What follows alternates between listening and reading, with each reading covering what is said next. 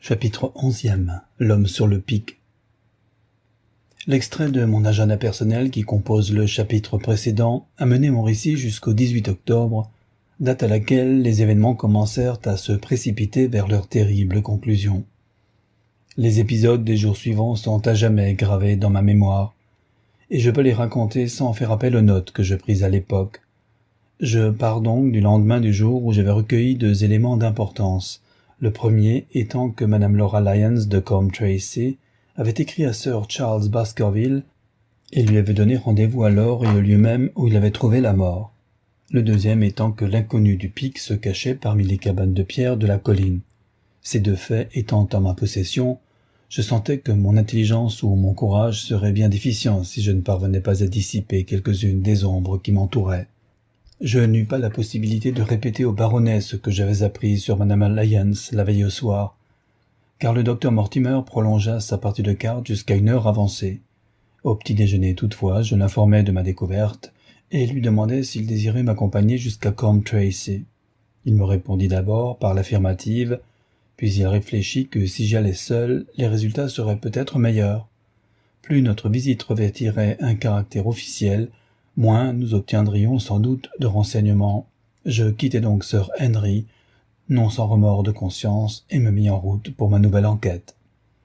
Quand j'arrivai à Coombe Tracey, je dis à Perkins de mettre les chevaux à l'écurie, et je m'inquiétais de savoir où logeait Madame Laura Lyons. Sa maison était centrale et bien située. Une domestique m'introduisit sans cérémonie, et quand j'entrai dans le petit salon, une dame qui était assise devant une machine à écrire se leva d'un bond avec un agréable sourire de bienvenue. Le sourire s'évanouit pourtant quand elle vit un inconnu. Elle se rassit et me pria de lui expliquer l'objet de ma visite. La première impression provoquée par Madame Lyons était celle d'une grande beauté. Ses yeux et ses cheveux étaient de la même couleur châtain. Ses joues, bien que marquetées de taches de rousseur, avaient un exquis éclat de brune. Oui, d'abord on l'admirait, puis un examen plus approfondi laissait place à la critique. Il y avait sur son visage quelque chose qui ne cadrait pas avec sa beauté parfaite, une sorte de vulgarité dans l'expression, une certaine dureté du regard, un relâchement de la bouche. Mais ces détails, bien sûr, ne s'imposaient pas tout de suite à l'esprit. Sur le moment, je fus simplement conscient qu'une très jolie femme m'interrogeait sur le motif de ma visite, et jusque-là, je n'avais pas tout à fait apprécié la difficulté de ma mission. « J'ai le plaisir, dis-je, de connaître votre père. » C'était un exorde assez maladroit et elle me le fit sentir. « Tout est rompu entre mon père et moi, dit-elle. Je ne lui dois rien et ses amis ne sont pas les miens. Si je n'avais pas rencontré des cœurs généreux comme feu Sir Charles Baskerville, par exemple, j'aurais pu mourir de faim sans que mon père s'en fût soucié.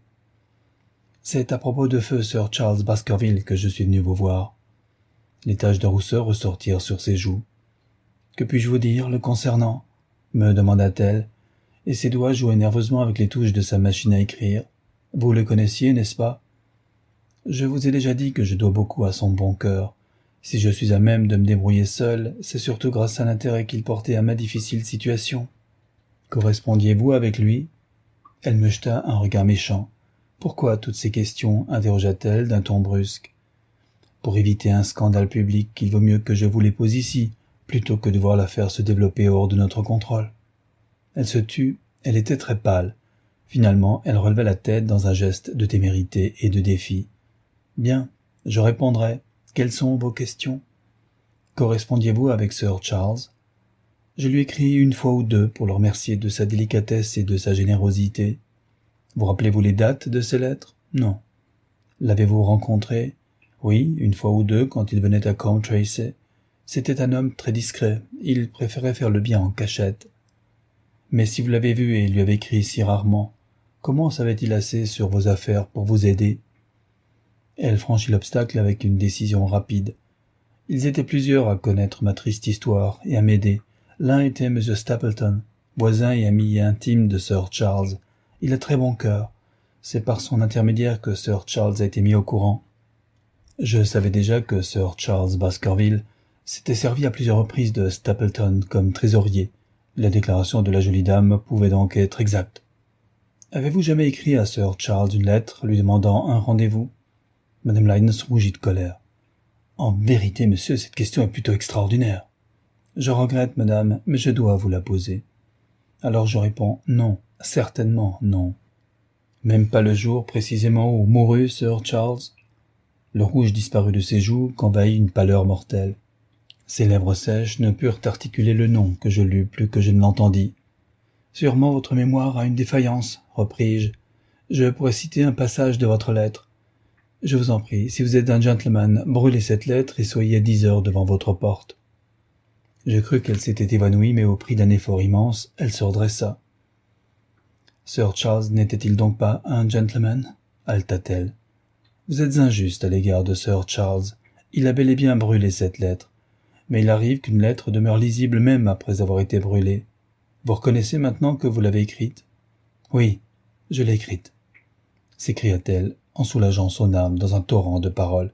Je l'ai écrite parfaitement. Pourquoi le nierais-je? Je n'ai pas à en rougir. Je voulais qu'il m'aide. Je croyais que si j'avais un rendez-vous avec lui, je pourrais obtenir l'aide dont j'avais besoin. Mais pourquoi un rendez-vous à une heure pareille? Parce que je venais d'apprendre qu'il partait pour Londres le lendemain, et qu'il serait peut-être absent plusieurs mois. Voilà pourquoi je ne pouvais pas me rendre plus tôt au manoir. Mais pourquoi un rendez-vous dans le jardin et pas dans la maison? Croyez-vous qu'une femme puisse se rendre seule à cette heure tardive dans la maison d'un célibataire? Eh bien, que s'est-il passé quand vous êtes arrivé près de la porte? Je n'y suis pas allé. Madame Lyons? Non, je vous le jure, sur tout ce qu'il y a de plus sacré. Je n'y suis pas allé. Quelque chose m'a empêché d'y aller. Quoi donc? C'est une affaire privée. Je ne peux pas en dire plus. Vous reconnaissez donc que vous aviez un rendez-vous avec Sir Charles, à l'heure et à l'endroit où il est mort, mais vous niez être allé à ce rendez-vous. C'est la vérité. À nouveau je l'interrogeai et multipliai les questions, mais elle s'en tint à ce qu'elle m'avait juré. Madame Lyons, lui dis-je en me levant, vous prenez une lourde responsabilité, et vous vous mettez dans une très mauvaise situation en ne disant pas clairement tout ce que vous savez. Si je dois recourir à l'assistance de la police, vous mesurerez l'étendue de votre erreur. Si vous êtes innocente, pourquoi avez-vous commencé par me déclarer que vous n'aviez pas écrit à Sir Charles ce jour-là? Parce que je craignais qu'on en tirât une conclusion erronée, et que je ne fusse mêlé à un scandale. Et pourquoi insistiez-vous tant pour que Sir Charles brûlât votre lettre? Si vous aviez lu la lettre, vous ne me poseriez pas cette question. Je n'ai pas dit que j'avais lu toute la lettre. Vous m'en avez cité un passage. J'ai cité le post-scriptum. Comme je vous l'ai dit, la lettre avait été brûlée et tout n'était pas lisible. Je vous redemande encore une fois pour quelle raison vous insistiez pour que Sir Charles brûle cette lettre qu'il reçut le jour de sa mort. Il s'agissait d'une affaire très personnelle. Alors comprenez que vous devriez songer à éviter une enquête publique. Bien, je vous le dirai. Vous avez appris mon malheureux mariage. Vous savez donc que j'ai de multiples raisons de le regretter. Oui. Ma vie n'a été qu'une incessante persécution de la part d'un mari que je déteste. Il a la loi pour lui. Jour après jour, je me heurte à cette éventualité. Il peut me forcer à vivre avec lui. Lorsque j'écris à Sir Charles, j'avais appris que je pourrais recouvrer mon indépendance si j'avais de l'argent pour supporter certains frais. Cela signifiait pour moi des tas de choses, tranquillité d'esprit, bonheur, dignité, tout. Je connaissais la générosité de Sir Charles, et j'ai pensé que, s'il entendait mon histoire de ma propre bouche, il m'aiderait. Alors comment se fait-il que vous ne soyez pas allé au rendez-vous, que vous aviez sollicité? Parce qu'entre-temps j'avais reçu de l'aide d'une autre source. Pourquoi n'avez-vous pas écrit à Sir Charles pour vous excuser? Je l'aurais fait si je n'avais lu la nouvelle de sa mort dans le journal du lendemain. L'histoire de cette femme formait un tout cohérent. Mes questions ne purent découvrir une faille. La seule vérification possible consistait à savoir si vraiment elle avait intenté une procédure de divorce contre son mari à l'époque du drame. Il était peu vraisemblable qu'elle eût menti en affirmant qu'elle n'était pas allée à Baskerville Hall. Il lui aurait fallu une voiture pour s'y rendre, et elle n'aurait pas pu rentrer à Coombe Tracey avant minuit. Une telle promenade n'aurait pu demeurer ignorée. Il était donc probable qu'elle disait la vérité, ou du moins une partie de la vérité. Je partis, découragé et déconcerté. Une fois de plus, je m'étais heurté à ce mur qui semblait boucher tous les chemins par lesquels j'essayais de parvenir à la lumière. Et pourtant, plus je pensais à cette figure de femme, plus je sentais que tout ne m'avait pas été dit. Pourquoi avait-elle failli s'évanouir?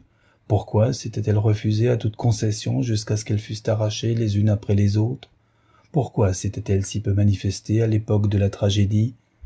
À coup sûr, son comportement pouvait s'expliquer de façon moins innocente, mais pour l'instant je ne pouvais rien découvrir de plus dans cette direction. Force m'était donc de me tourner vers l'autre élément qu'il me fallait dénicher autour des cabanes de pierre sur la lande.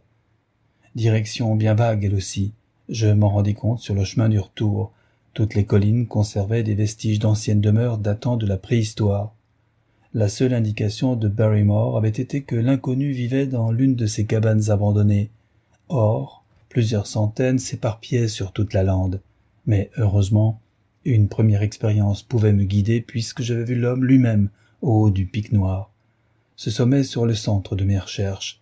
De là, j'explorerais chaque cabane jusqu'à ce que j'aie trouvé la bonne. Si l'homme était dedans, j'apprendrais de sa propre bouche, au besoin, sous la menace de mon revolver, qui il était et pourquoi il nous filait depuis si longtemps. Il avait pu nous échapper dans la foule de Regent Street, mais il lui serait plus difficile de s'éclipser sur la lande déserte. Enfin, si je trouvais la cabane habitée sans son locataire, je resterais dedans le temps qu'il faudrait jusqu'à son retour. Il avait fait la nique à Holmes dans Londres. Ce serait pour moi un véritable triomphe, si je réussissais là où mon maître avait échoué. Dans cette enquête, la chance était constamment prononcée contre nous. Elle vint enfin à mon aide sous les traits de M. Frankland, qui se tenait debout devant la grille de son jardin, toujours rougeaud, toujours décoré de favoris blanchis. Son jardin longeait en effet la route que Perkins avait prise. « Bonjour, docteur Watson » s'exclama-t-il joyeusement. « Il faut absolument que vous permettiez à vos chevaux de se reposer et que vous rentriez pour prendre un verre de vin et me congratuler. » Mes sentiments à son égard étaient plutôt mitigés après ce que j'avais appris de la manière dont il avait traité sa fille, mais je ne désirais qu'une chose, renvoyer Perkins et le break au manoir. L'occasion était trop bonne pour la laisser échapper. Je descendis et priai Perkins d'avertir Sir Henry que je rentrerais à pied pour le dîner. Puis je suivis Frankland dans sa salle à manger. « C'est pour moi un grand jour, monsieur » s'écria-t-il avec un petit rire de gorge. « L'un de ces jours qu'on marque d'un trait rouge sur son calendrier. J'ai remporté 2 victoires. J'entends montrer aux gens d'ici que la loi est la loi, et que quelqu'un ne craint pas de l'invoquer. J'ai établi un droit de passage à travers le centre du parc du vieux Middleton, en plein dedans, à moins de 100 mètres de sa propre porte. Que pensez-vous de cela? Nous allons apprendre à ces maniaques qu'ils n'ont pas le droit de piétiner les droits des bourgeois. Le diable les emporte. Et j'ai fermé le bois où les gens de Famworthy avaient l'habitude d'aller pique-niquer. Ces voyous semblent croire que les droits des propriétaires n'existent pas, et qu'ils peuvent se répandre n'importe où avec leurs journaux et leurs bouteilles. Les 2 affaires ont été jugées, Dr. Watson, tranchées toutes 2 en ma faveur. Je n'ai jamais vécu un jour pareil depuis que j'ai fait mettre Sir John Morland en contravention parce qu'il chassait dans sa propre garenne. Comment, au nom du ciel, y êtes-vous parvenu? Consultez les registres, monsieur. Cela vaut la peine de les lire. Frankland contre Morland. J'ai dépensé 200 livres, mais je l'ai eu. En avez-vous tiré un avantage? Aucun, monsieur, aucun. Je suis fier de dire que je n'avais pas le moindre intérêt dans l'affaire. J'agis entièrement sous l'inspiration du droit public. Je suis sûr, par exemple, que les voyous de Famworthy me brûleront en effigie ce soir. La dernière fois qu'ils le firent, je déclarai à la police qu'on devrait interdire ces exhibitions déplacées. La police du comté, monsieur, est déplorable. Elle ne m'a pas accordé la protection à laquelle j'ai droit. L'affaire Frankland contre la reine attirera l'attention du public. J'ai dit à la police qu'elle regretterait son manque d'égard, et déjà, je tiens parole. Comment cela? Le vieil homme prit un air fin. Parce que je pourrais dire aux policiers ce qu'ils meurent d'envie de savoir, mais pour rien au monde je n'aiderais cette racaille. J'étais en train de chercher une excuse pour prendre congé, mais j'eus soudain envie d'entendre la suite de ce bavardage. Je connaissais trop la nature contrariante du vieux pêcheur pour oublier qu'un signe d'intérêt trop marqué arrêterait ses confidences. Aussi je m'efforçai à l'indifférence. « Une affaire de braconnage ?» dis-je. « Ah, mon garçon, une affaire beaucoup plus importante. Tenez, le forçat sur la lande. » Je sursautai. « Vous ne prétendez pas connaître sa cachette ?» Je ne connais peut-être pas exactement sa cachette, mais je suis sûr que je pourrais aider la police à lui mettre le grappin dessus. N'avez-vous jamais pensé que le meilleur moyen de l'attraper consistait à découvrir où il se procurait des vivres et le pister à partir de là? Il paraissait se rapprocher très désagréablement de la vérité. « Sans doute, répondis-je, Mais comment savez-vous qu'il est quelque part sur la lande? Je le sais parce que j'ai vu de mes propres yeux le messager qui lui apporte de la nourriture. J'eus pitié de Barrymore. C'était grave de tomber au pouvoir de ce vieux touche-à-tout, mais la phrase suivante me soulagea. Vous serez bien étonné si je vous dis que c'est un enfant qui lui apporte ses provisions. Je le vois passer chaque jour, grâce à mon télescope sur le toit. Il suit le même sentier, à la même heure, et auprès de qui se rendrait-il, sinon du forçat? La chance me souriait, mais je me gardais bien de manifester le moindre intérêt. Un enfant. Barrymore m'avait dit que notre inconnu était ravitaillé par un jeune garçon. C'était donc cette piste et non celle du forçat que surveillait Frankland. Si je pouvais être mis dans le secret du télescope, une chasse pénible et longue me serait épargnée. L'incrédulité et l'indifférence demeuraient mes atouts majeurs. Cet enfant doit plutôt être le fils d'un fermier des environs qui apporte à son père le repas de midi, vous ne croyez pas? La moindre contradiction faisait exploser le vieil autocrate. Il me jeta un regard venimeux et ses favoris se hérissèrent comme le poil d'un chat en colère. « Vraiment, monsieur ?» me dit-il en me montrant la lande. « Voyez-vous le pic noir là-bas? Bon, voyez-vous la petite colline coiffée d'un roncier derrière le pic? C'est l'endroit le plus pierreux de la lande. Est-ce là qu'un berger fera paître son troupeau?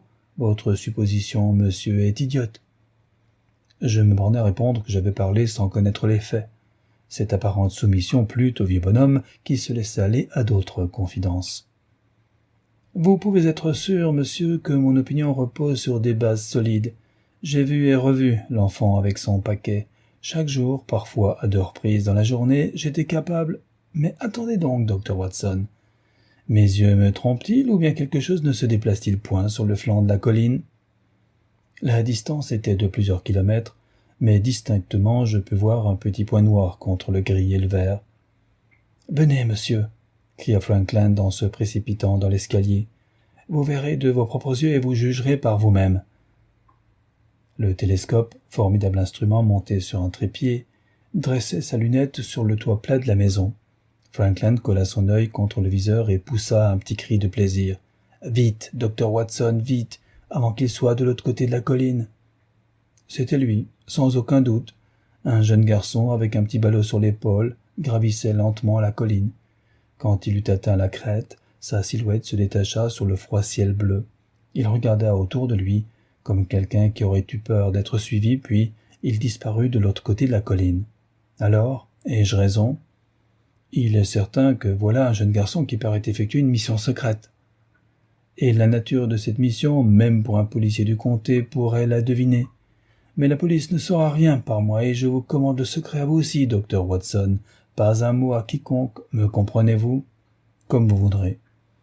La police m'a traité d'une façon honteuse, honteuse. Quand les faits sortiront dans l'affaire Frankland contre la reine, je vous prie de croire que le pays sera secoué par une violente indignation. Pour rien au monde, je n'aiderai la police, car elle ne souhaiterait qu'une chose, c'est que ce soit moi, et non mon effigie qui soit brûlée en place publique par ces voyous. Comment? Vous partez? Allons, vous allez m'aider à vider la bouteille pour fêter ce grand événement. Mais je résistai à son invitation et le dissuadai de me raccompagner. Je pris la route et m'y maintins tant qu'il pouvait me suivre du regard. Puis je coupai par la lande et me hâtai vers la colline pierreuse où l'enfant avait disparu. Tout m'était à présent favorable, je me sentais le vent en poupe, et je jurai que ce ne serait ni par manque de persévérance, ni d'énergie que je gâcherais la chance que m'offrait la fortune. Quand j'atteignis le sommet de la colline, le soleil était déjà bas. Les longues pentes au-dessous de moi se montraient d'un côté d'un vert doré et toutes grises de l'autre. Une brume longeait l'horizon d'où surgissaient les contours fantastiques de Believer et de Vixen Tor. Toute la vaste étendue était muette et immobile. Un grand oiseau, une mouette ou un courlis planait très haut dans le ciel bleu. Lui et moi semblions être les deux uniques êtres vivants entre la voûte céleste et le désert de la terre. Le décor dénudé, le sentiment de solitude, le mystère de l'urgence de ma mission, tout cela se conjugua pour me faire frissonner. Le jeune garçon était invisible, mais au-dessous de moi, dont un creux entre les collines, se dessinait un cercle de vieilles cabanes de pierre. Au centre, j'en vis une qui était pourvue d'une sorte de toit qui pouvait protéger quelqu'un contre les intempéries. Mon cœur battit plus fort. Là devait s'abriter l'inconnu. Enfin, son secret était à portée de ma main. Quand j'approchai de la cabane, d'un pas aussi circonspect que celui de Stapleton quand il s'apprêtait à abattre son filet sur un papillon, je me rendis compte que l'endroit avait été récemment habité. Un vague chemin parmi les rocs conduisait à l'ouverture surbaissée qui servait de porte. Tout à l'intérieur était silencieux. Peut-être l'inconnu dormait-il. Peut-être faisait-il une ronde sur la lande. Mes nerfs se tendirent sous l'excitation de l'aventure.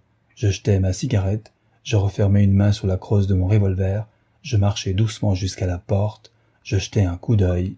Personne. Mais j'étais sur la bonne piste. L'inconnu vivait assurément ici. Quelques couvertures roulées dans un imperméable étaient sur la même dalle de pierre où avait jadis sommeillé l'homme néolithique. Dans une grille grossière, des cendres étaient à côté du foyer où il y avait quelques ustensiles de cuisine à demi pleins d'eau. Des boîtes de conserve vides révélaient que l'endroit était habité depuis quelque temps. D'ailleurs, lorsque mes yeux se furent accoutumés à la pénombre, je vis un gobelet et une bouteille à demi vidés qui étaient rangés dans un coin. Au milieu de la cabane, une pierre plate servait de table. Sur cette table était posé un petit paquet de toiles, celui, sans doute, que j'avais vu par le télescope juché sur l'épaule du jeune garçon. Il contenait une miche de pain, une boîte de langue fumée et 2 boîtes de pêche au sirop. Au moment où je le reposais, après en avoir examiné le contenu, mon cœur tressauta dans ma poitrine. Je n'avais pas vu un morceau de papier disposé au-dessous. Il portait quelque chose d'écrit. Je le levai à la lumière et lus, griffonné au crayon. Le docteur Watson est allé à Coombe Tracey. Pendant 1 minute, je demeurai là avec le papier à la main, cherchant à deviner le sens de ce bref message. C'était donc moi, et non Sir Henry, qui était pisté par cet inconnu. Il ne m'avait pas suivi lui-même, mais il m'avait fait suivre par l'un de ses acolytes, dont j'avais le rapport sous les yeux. Peut-être n'avais-je pas fait un seul pas sur la lande qui n'eût été observé et rapporté. Je me trouvais toujours en face de cette force mystérieuse, de ce réseau tendu autour de nous avec autant d'habileté que d'efficacité et qui nous retenait si délicatement que l'on se rendait à peine compte qu'on était dessous. S'il y avait un rapport, d'autres avaient sûrement précédé celui-là. Je fis le tour de la cabane pour en retrouver trace, mais en vain.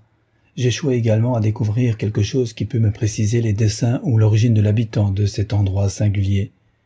Il devait avoir des goûts de spartiate et se soucier bien peu des agréments de l'existence. Quand je réfléchis aux lourdes pluies et quand je regardai vers le toit béant, je compris à quel point devait être puissant, invincible, le mobile qui l'obligeait à vivre dans une demeure aussi inhospitalière. Était-il notre ennemi ou notre ange gardien? Je me promis de ne pas quitter la cabane avant d'avoir levé mes doutes. Dehors, le soleil s'inclinait vers l'horizon. L'ouest s'embrasait de pourpre et d'or qui se réfléchissaient dans les mares du grand bourbier de Grimpen. Je voyais les 2 tours de Baskerville Hall et le lointain brouillard de fumée qui m'indiquait l'emplacement du village de Grimpen. Entre les deux, derrière la colline, vivaient les Stapleton. Tout respirait la douceur et la tranquillité. Cependant, j'étais loin de partager la paix de la nature. Je frémissais en pensant au genre d'entretien que j'allais avoir. Chaque minute en rapprochait l'échéance. Terriblement énervé, mais décidé à tenir jusqu'au bout. Je m'assis dans le coin le plus sombre de la cabane et j'attendais avec une patience morose l'arrivée de son locataire. Je l'entendis enfin. Au loin retentit le bruit sec d'une chaussure heurtant une pierre, puis une autre pierre crissa et encore une autre. Le pas se rapprochait. Je me recroquevillai dans mon angle, j'armai mon revolver, et je résolus de ne pas me découvrir avant d'avoir vu l'inconnu. Je n'entendis plus rien. Il s'était arrêté. Puis les pas résonnèrent à nouveau, devinrent de plus en plus nets. Une ombre tomba en travers de l'ouverture de la cabane. « C'est une magnifique soirée, mon cher Watson, » dit une voix familière. « Je crois vraiment que vous serez plus à l'aise dehors que dedans. » Chapitre 12e. La mort sur la lande. Pendant quelques secondes, je demeurai sans voix, privé de souffle, incapable d'en croire mes oreilles. Puis je récupérai mes sens et la parole, tandis qu'un énorme poids de responsabilité se déchargeait de mon âme. Cette voix froide, incisive, ironique, ne pouvait appartenir qu'à un seul homme au monde. « Holmes » m'écriai-je. « Holmes » ?»« Sortez donc, me dit-il, et s'il vous plaît, faites attention à votre revolver. » Je me faufilai sous le linteau vétuste. Il était assis sur une pierre et ses yeux gris dansaient de plaisir amusé devant mon ahurissement. Il avait maigri, il était là. Cependant, il avait gardé l'œil clair et le geste alerte. Son visage aigu était bronzé par le soleil. Sa peau avait souffert du vent. Avec son costume de tweed et sa casquette de drap, Il ressemblait à un touriste et il s'était débrouillé, en vertu de cette propreté féline qui était l'une de ses caractéristiques, pour avoir le menton aussi bien rasé et du linge aussi net que s'il se trouvait à Baker Street. « Jamais une rencontre ne m'a rendu plus heureux, » balbutiai-je en lui serrant la main. « Ni plus surpris, hein ? Je l'avoue. » « La surprise n'est pas que de votre côté, je vous assure. Je ne me doutais nullement que vous aviez découvert mon refuge d'occasion, encore moins que vous vous trouviez à l'intérieur avant d'être arrivé à 20 pas d'ici. L'empreinte de mes souliers, j'imagine ? Non, Watson. Figurez-vous que je ne me crois pas capable de reconnaître vos empreintes entre toutes les empreintes au monde, mais si vous désirez vraiment me faire illusion, changez alors de marque de cigarette. Car quand je vois un mégot avec l'inscription Bradley, Oxford Street, je sais que mon ami Watson est dans les environs. Vous pouvez examiner votre mégot, vous l'avez jeté à côté du sentier. Vous vous en êtes débarrassé sans doute au moment suprême de vous lancer à l'assaut contre la cabane vide. Exactement. C'est ce que je me suis dit. Et connaissant votre admirable ténacité, j'ai deviné que vous étiez assis en embuscade, une arme dans chaque main, attendant le retour du locataire. Vous me preniez donc pour le criminel. Je ne savais pas qui vous étiez, mais j'étais résolu à vous identifier, coûte que coûte. Bravo, Watson. Et comment m'avez-vous localisé ? Peut-être m'avez-vous aperçu le soir de la chasse aux convicts, quand j'étais assez imprudent pour permettre à la lune de se lever derrière moi. Oui, je vous ai aperçu. Et vous avez depuis fouillé toutes les cabanes avant de parvenir à celle-ci ? Non. Votre jeune garçon a été repéré. C'est ce qui m'a permis de déterminer votre secteur. Le vieux gentleman au télescope, je parie.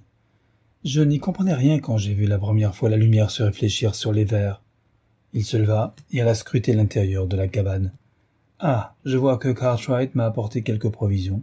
Que me dit-il ? Tiens, vous êtes allé à Coombe Tracey, n'est-ce pas ? Oui. Pour voir Madame Laura Lyons. Exactement. Très bien. Nos recherches ont évidemment suivi des directions en parallèle. Quand nous aurons collationné nos résultats, nous aurons sûrement une vue claire de l'affaire. Ah, Holmes, je suis heureux du fond de mon cœur que vous soyez ici, car vraiment ma responsabilité et le mystère devenaient trop lourds pour mes nerfs. Mais par quel miracle êtes-vous venu sur la lande et qu'avez-vous fait ? Je pensais que vous étiez à Baker Street en train de travailler sur l'affaire du chantage. C'est ce que je désirais vous faire croire. Ainsi vous vous servez de moi, et pourtant vous ne vous fiez pas à moi, m'écriai-je avec amertume. Je pense que je mériterais mieux de vous, Holmes. Mon cher ami, vous avez été pour moi un auxiliaire inappréciable dans cette affaire, comme dans beaucoup d'autres, et je vous prie de me pardonner si j'ai paru vous jouer un tour. En vérité, c'était dans votre intérêt que j'ai agi ainsi, et c'était parce que je ne sous-estimais pas le danger que vous couriez, que je suis venu me rendre compte personnellement. Si je vous avais rejoint, vous et Sir Henry, ma présence aurait averti nos très formidables adversaires de se tenir sur leur garde. J'ai donc pu me débrouiller comme je ne l'aurais sûrement pas fait, si j'avais logé au manoir. Je reste dans l'affaire un facteur inconnu, prêt à intervenir de tout mon poids au moment opportun. Mais pourquoi ne m'avoir pas prévenu ? Si vous aviez été prévenu, cela n'aurait rien facilité, et j'aurais pu être reconnu. Vous auriez voulu me dire quelque chose, ou par gentillesse, vous auriez désiré m'apporter un peu de confort supplémentaire, et un risque inutile aurait été couru. J'ai emmené Cartwright, dont vous vous souvenez, le petit bonhomme de l'Express Office. Il a pourvu à mes besoins les plus simples, une miche de pain et un col propre. Que peut souhaiter de plus un mortel ? Il m'a donné de surcroît une paire d'yeux supplémentaires sur une paire de jambes très agiles, ce qui m'a été incomparablement utile. Mes rapports ont donc été rédigés en pure perte. Ma voix trembla quand je me rappelai les peines et la fierté que j'avais prises pour les écrire. Holmes tira de sa poche un rouleau de papier. « Les voici, mon cher ami, et très soigneusement épluchés, je vous assure. J'avais pris d'excellentes dispositions et ils n'ont été retardés que d'un jour. Je dois vous complimenter, très sincèrement, pour le zèle et l'intelligence dont vous avez témoigné à propos d'une affaire extraordinairement difficile. » La chaleur des louanges de Holmes m'apaisa immédiatement. Je sentis qu'il avait eu raison d'agir comme il l'avait fait, et qu'il valait beaucoup mieux que sa présence fût restée ignorée sur la lande. « Ah, je préfère ceci, » me dit-il en observant la détente de mes traits. « Et maintenant, dites-moi le résultat de votre visite à Madame Laura Lyons. Il m'était facile de deviner que c'était en son honneur que vous étiez allé à Coombe Tracey, car elle est la seule personne de l'endroit capable de nous dépanner dans l'affaire. » Et il ajouta, « En fait, si vous n'êtes pas allé aujourd'hui, il est vraisemblable que j'y serai allé demain. Le soleil s'était couché, et le crépuscule descendait sur la lande. L'air s'était rafraîchi. Aussi nous retirâmes-nous dans la cabane pour avoir chaud. Là, assis dans la pénombre, je racontais à Holmes mon entretien avec Madame Lyons. Il était si intéressé que je dus lui répéter 2 fois. « Voilà qui est de la plus haute importance, » fit-il quand j'eus achevé. « Voilà qui comble une lacune. Vous savez peut-être qu'une grande intimité existe entre cette dame et Stapleton, non ? Aucun doute là-dessus, ils se rencontrent, s'écrivent. Bref, ils s'entendent à merveille. Ce qui nous met entre les mains une arme puissante, si seulement je pouvais détacher sa femme. Sa femme. Je vous fournis à présent quelques renseignements en retour de ceux que vous m'avez communiqués. La femme qui passe ici pour mademoiselle Stapleton est en réalité madame Stapleton, son épouse. Grand Dieu, Holmes! Êtes-vous sûr de ce que vous dites? Comment aurait-il pu permettre à Sir Henry de lui faire la cour?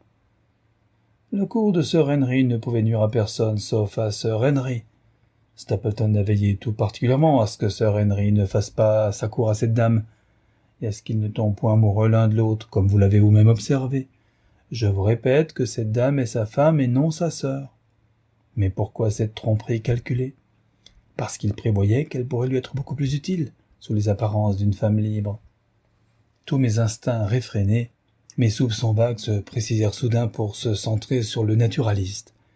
En cet homme impassible, terne, coiffé de son chapeau de paille et maniant son filet à papillon, je commençais à voir quelqu'un de terrible, une créature douée d'une ruse et d'une patience infinie, le sourire aux lèvres et le meurtre dans le cœur. C'est donc lui qui est notre ennemi, lui qui nous a filés dans Londres. Voilà comment je lis la devinette, et l'avertissement il aurait émané d'elle, exactement.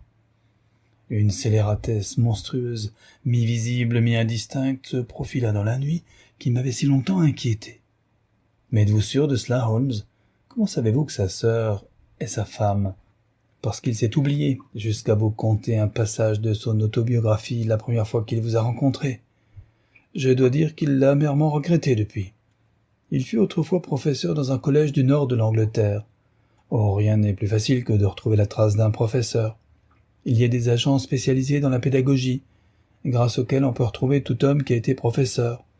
Une courte enquête m'a révélé qu'un collège du Nord avait été mené à la ruine dans des conditions atroces, et que son directeur, dont le nom n'était pas Stapleton, avait disparu en compagnie de sa femme.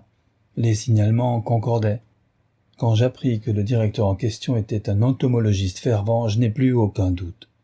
Ma nuit commençait à s'éclaircir, des ombres subsistaient cependant. Si cette femme est réellement son épouse, que vient faire madame Laura Lyons?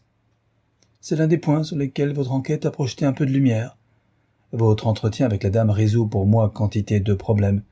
Je ne savais rien d'un divorce projeté entre elle et son mari. Dans ce cas, elle a cru que Stapleton était célibataire et elle comptait devenir sa femme. Et quand elle sera détrompée? Alors, Watson, nous trouverons peut-être la dame disposée à nous servir.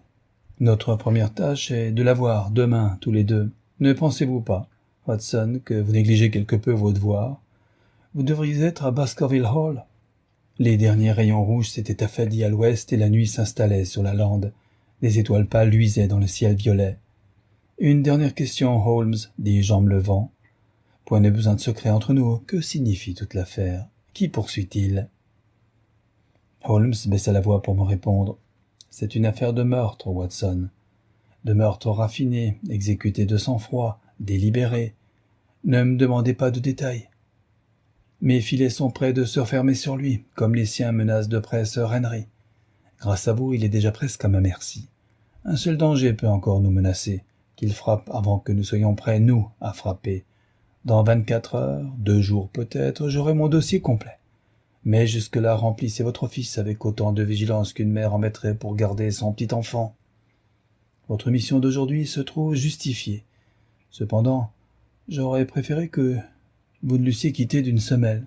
Attention! Un hurlement terrible, un cri prolongé d'horreur et d'angoisse déchira le silence de la lande, glaça mon sang. « Oh mon Dieu !» balbutiai-je. « Qu'est-ce? Qui est-ce » Holmes avait bondi. Je vis sa silhouette sombre et athlétique devant la porte de la cabane, épaules basses, tête projetée en avant pour fouiller l'obscurité. « Silence !» chuchota-t-il. Le cri, étant donné sa violence, avait puissamment retenti, mais il était parti de loin sur la plaine ombreuse. Soudain, il éclata dans nos oreilles, plus proche, plus pressant. « Où est-ce » chuchota Holmes. Le frémissement de sa voix me révéla que lui, l'homme de fer, était bouleversé jusqu'au tréfonds de l'âme.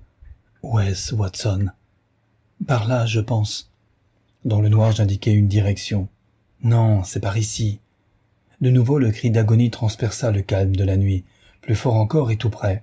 Mais un autre bruit se mêla à celui-là, un grondement murmuré, musical et pourtant menaçant, dont la note montait et retombait comme le sourd murmure perpétuel de la mer. « Le chien !» s'écria Watson. « Venez, Watson, courons, pourvu qu'il ne soit pas trop tard !» Il s'était élancé sur la lande de toute la vitesse de ses jambes. Je le suivis sur ses talons. Mais quelque part sur le terrain raviné, juste en face de nous, jaillit un dernier hurlement de terreur, suivi d'un lourd bruit mat. Nous nous arrêtâmes pour l'écouter. Plus aucun bruit ne troublait le silence de la nuit sans vent. Je vis Holmes porter la main à son front comme un homme ivre. Il tapa du pied. « Nous sommes battus, Watson, il est trop tard. »« Non, sûrement pas. » Fou que j'étais de retenir ma main, et vous, Watson, voyez la conséquence de votre abandon de poste. Mais par le ciel, si le pire est arrivé, nous le vengerons. Nous courûmes dans la nuit, sans rien voir, butant contre des pierres, traversant des buissons d'ajoncs, soufflant en escaladant des côtes, fonçant dans la direction d'où avaient retenti les cris de terreur. Sur chaque élévation de terrain, Holmes regardait autour de lui, mais l'ombre sur la lande était épaisse. Rien ne bougeait sur sa surface hostile. Voyez-vous quelque chose ? Rien. Chut, écoutez. Un gémissement plaintif s'éleva sur notre gauche. De ce côté, une crête de rocher se terminait par un escarpement abrupt qui surplombait une pente jalonnée de pierres. Et sur cette pente était étalé un objet noir, imprécis. Nous nous en approchâmes et ce contour vague se précisa.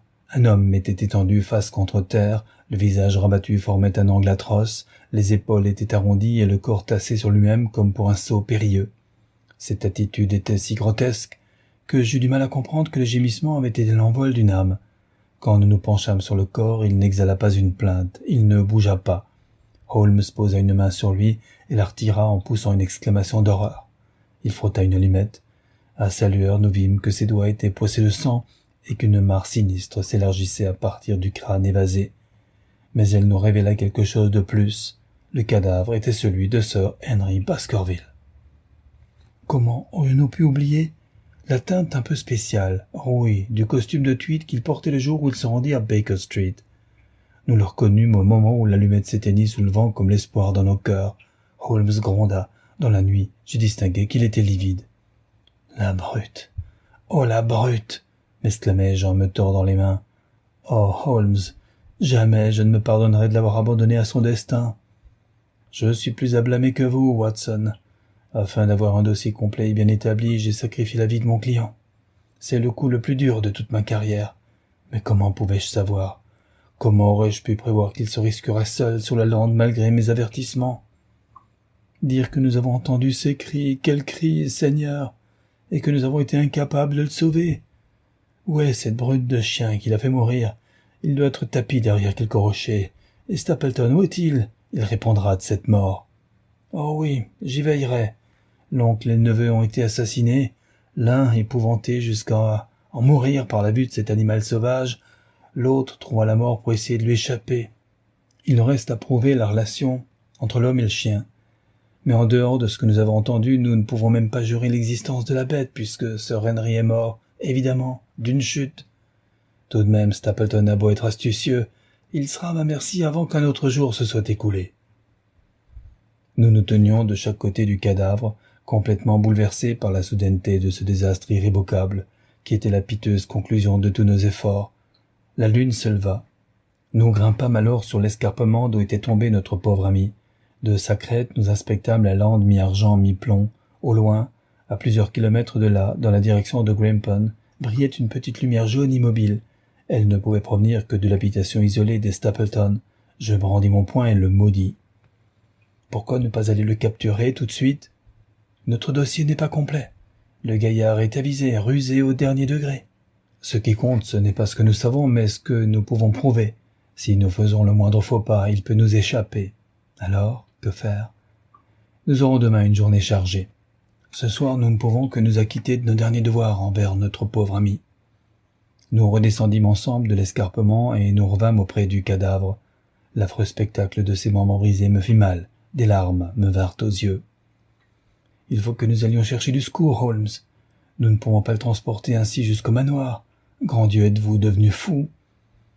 Il avait poussé une exclamation et se penchant au-dessus du corps.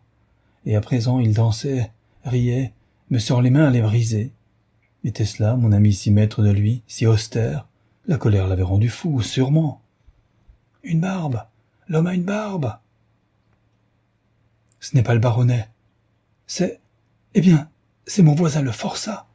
Fébrilement, nous retournâmes le cadavre. Une barbe hirsute pointa vers la lune claire et froide. Aucun doute. Ce front sourcilleux, ces yeux d'animal sauvage, ce faciès bestial, c'était bien la tête que j'avais vue éclairée par la lueur de la bougie entre les rochers, la tête de Selden, le criminel évadé. Alors tout devint clair dans mon esprit. Je me rappelais que le baronnet m'avait dit qu'il avait donné à Barrymore sa vieille garde-robe. Barrymore en avait fait cadeau à Selden pour qu'il pût fuir. Les chaussures, la chemise, le chapeau appartenaient à Sir Henry. Certes, le drame demeurait terrible, mais du moins cet homme avait mérité la mort selon les lois de son pays. J'expliquai le tout à Holmes, mon cœur débordait de gratitude et de joie. « Dans ce cas, c'est à cause des vêtements qu'il est mort, » me répondit-il. « Il est évident que le chien a été mis sur la piste par un objet quelconque appartenant à Sir Henry.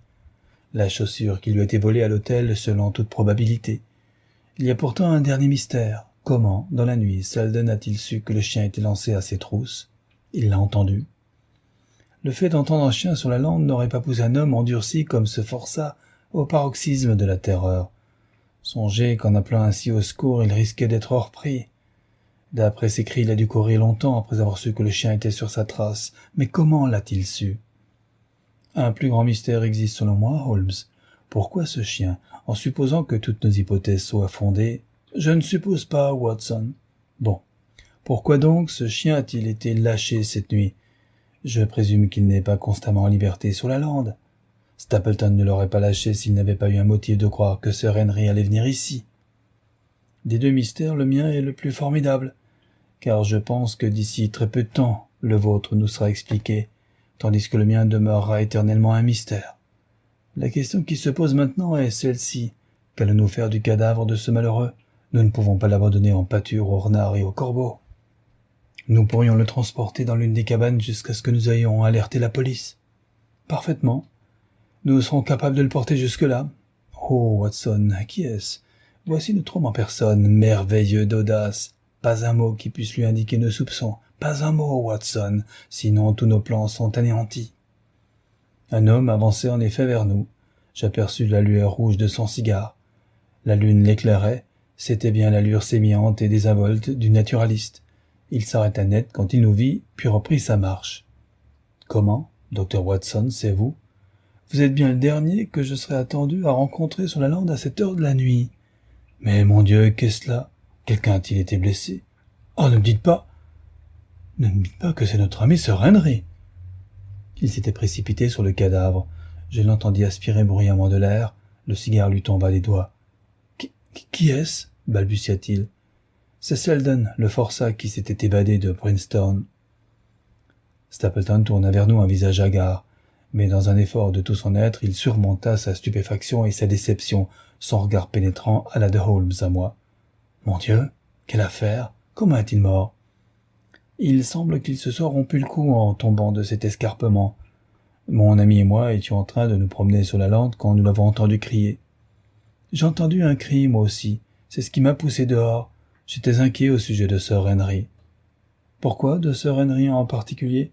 ne puis-je m'empêcher de lui demander. « Parce que je l'avais invité à venir à Merripit. Comme il tardait, j'étais étonné. Et tout naturellement, j'ai commencé à m'alarmer sérieusement quand j'ai entendu des cris sur la lande. À propos. » Son regard perçant alla de nouveau se poser alternativement sur Holmes et sur moi. « Avez-vous entendu autre chose que les cris ?»« Non, » répondit Holmes. « Pas moi, et vous ?»« Non. »« Alors que voulez-vous dire ?»« Oh, vous connaissez les histoires que racontent les paysans d'ici à propos d'un chien fantôme. Il paraît qu'on peut l'entendre la nuit sur la lande. Je me demandais si ce soir on l'avait entendu. »« Je n'ai rien entendu de semblable, » dis-je. « Et quelle est votre thèse sur la mort de ce pauvre diable ? » Sans aucun doute, la peur, le froid lui ont fait perdre la raison. Il a dû courir dans la lande comme un fou et le hasard a voulu qu'il tombe ici et s'y rompe les os. » « C'est une thèse très raisonnable, » répondit Stapleton en lâchant un soupir que j'interprétai comme un soulagement. « Qu'en dites-vous, monsieur Sherlock Holmes ?» Mon ami s'inclina courtoisement. « Vous avez l'identification facile, » dit-il. « Nous vous attendions depuis l'arrivée du docteur Watson. Vous êtes tombé juste sur une tragédie. Oui, je crois fermement que la thèse de mon ami rend compte des faits. J'emporterai demain vers Londres un souvenir plutôt désagréable.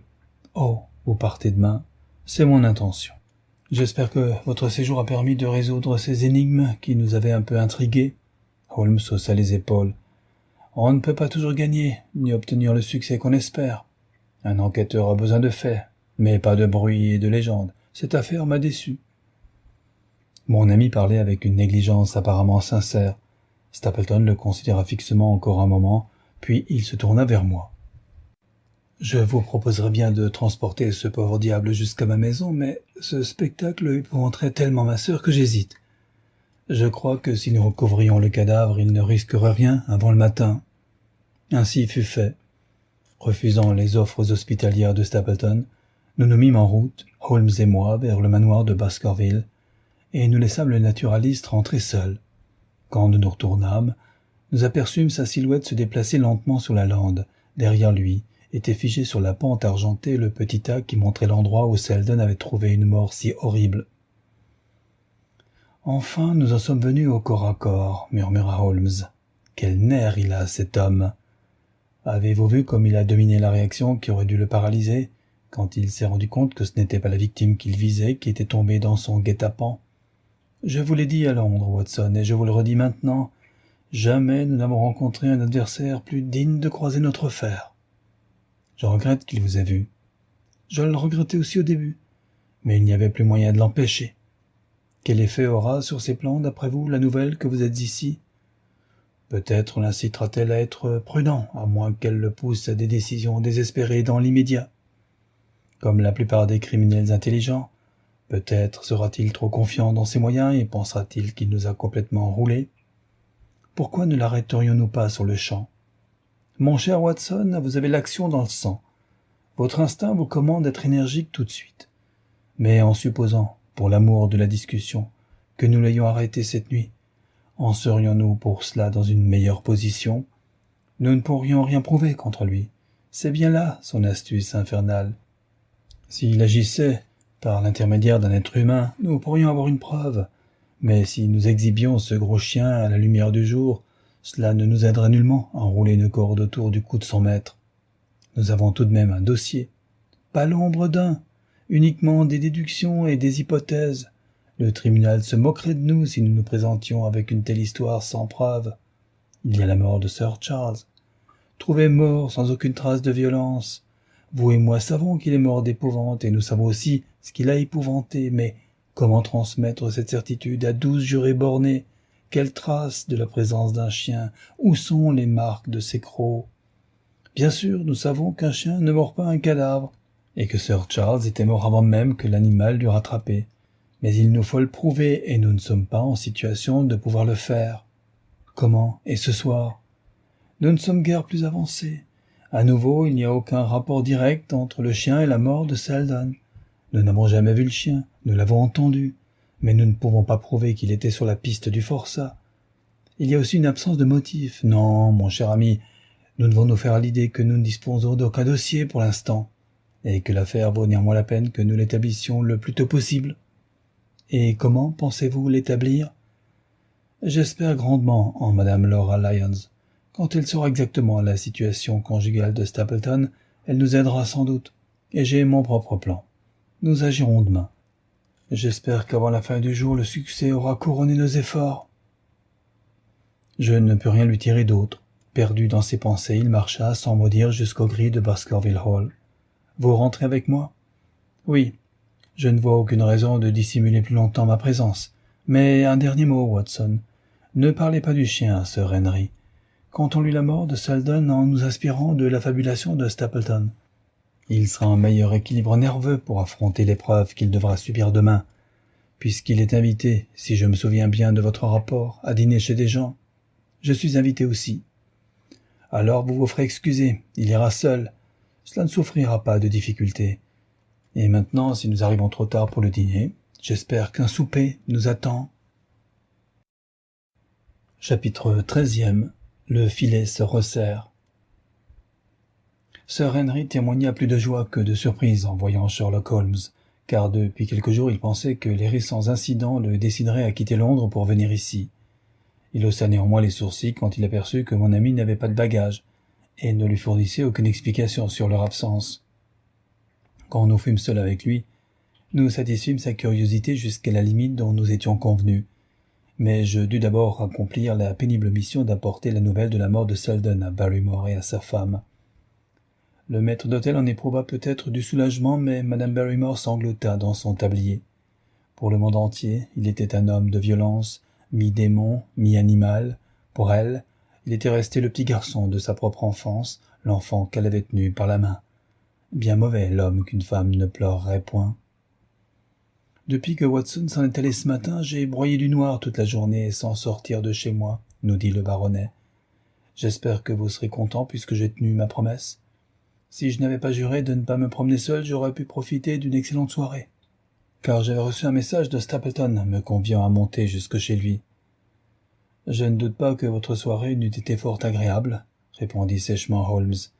À propos, vous rendez-vous compte que nous nous sommes lamentés sur votre cadavre? Nous avions cru que vous étiez rompu le cou. Sir Henry ouvrit de grands yeux. Comment cela? Le pauvre diable portait un costume à vous. Je crains que votre domestique, qui le lui a remis, n'ait des problèmes avec la police. C'est peu probable. Je crois me rappeler qu'il ne portait aucune marque. Il a de la chance. En fait, tous, vous avez de la chance, car vous avez choisi le mauvais côté de la loi en cette affaire. Je ne suis pas sûr qu'en ma qualité de détective consciencieux, mon premier devoir ne soit pas d'arrêter toute la maisonnée. Les rapports de Watson sont des documents suffisants pour vous incriminer. Mais au sujet de l'affaire, reprit le baronnet, avez-vous débrouillé quelque peu cet écheveau? Je ne crois pas que Watson et moi soyons plus avancés depuis notre arrivée. Je crois que je serai bientôt en état de tout vous éclaircir. L'affaire est excessivement complexe et difficile. Il reste plusieurs points sur lesquels nous avons encore besoin d'être éclairés. Mais tout de même, nous touchons au but. Nous avons eu une aventure, comme Watson a dû vous le faire savoir. Nous avons entendu le chien sur la lande. Je puis donc jurer qu'il ne s'agit pas là d'une superstition pure et simple. Quand j'étais en Amérique, j'ai eu à m'occuper de chiens et je sais quand j'en entends un aboyer. Si vous pouvez museler celui-là et l'enchaîner, je suis prêt à jurer que vous êtes le plus grand détective de tous les temps. Je crois que je le musellerai et que je l'enchaînerai si vous me promettez votre concours. Tout ce que vous me direz de faire, je le ferai. Très bien. Et je vous demanderai aussi d'agir aveuglément sans me poser de questions, si vous voulez. Dans ce cas, je pense que les chances que nous avons de résoudre ce petit problème sont de notre côté. Je ne doute pas... Il s'arrêta subitement et regarda dans l'air au-dessus de ma tête. La lampe éclairait son visage. On y lisait une telle intensité qu'on aurait pu le prendre pour le buste classique d'une statue de la vigilance. Qu'y a-t-il? Je vis, quand il abaissa son regard, qu'il maîtrisait une forte émotion intérieure. Ses traits étaient encore rigides, mais ses yeux brillaient d'une joie amusée. « Pardonnez l'admiration d'un connaisseur, » dit-il en désignant la rangée de portraits qui garnissait le mur opposé. « Watson n'admet pas que je m'y connaisse en art, mais c'est la jalousie pure, parce que nos opinions diffèrent.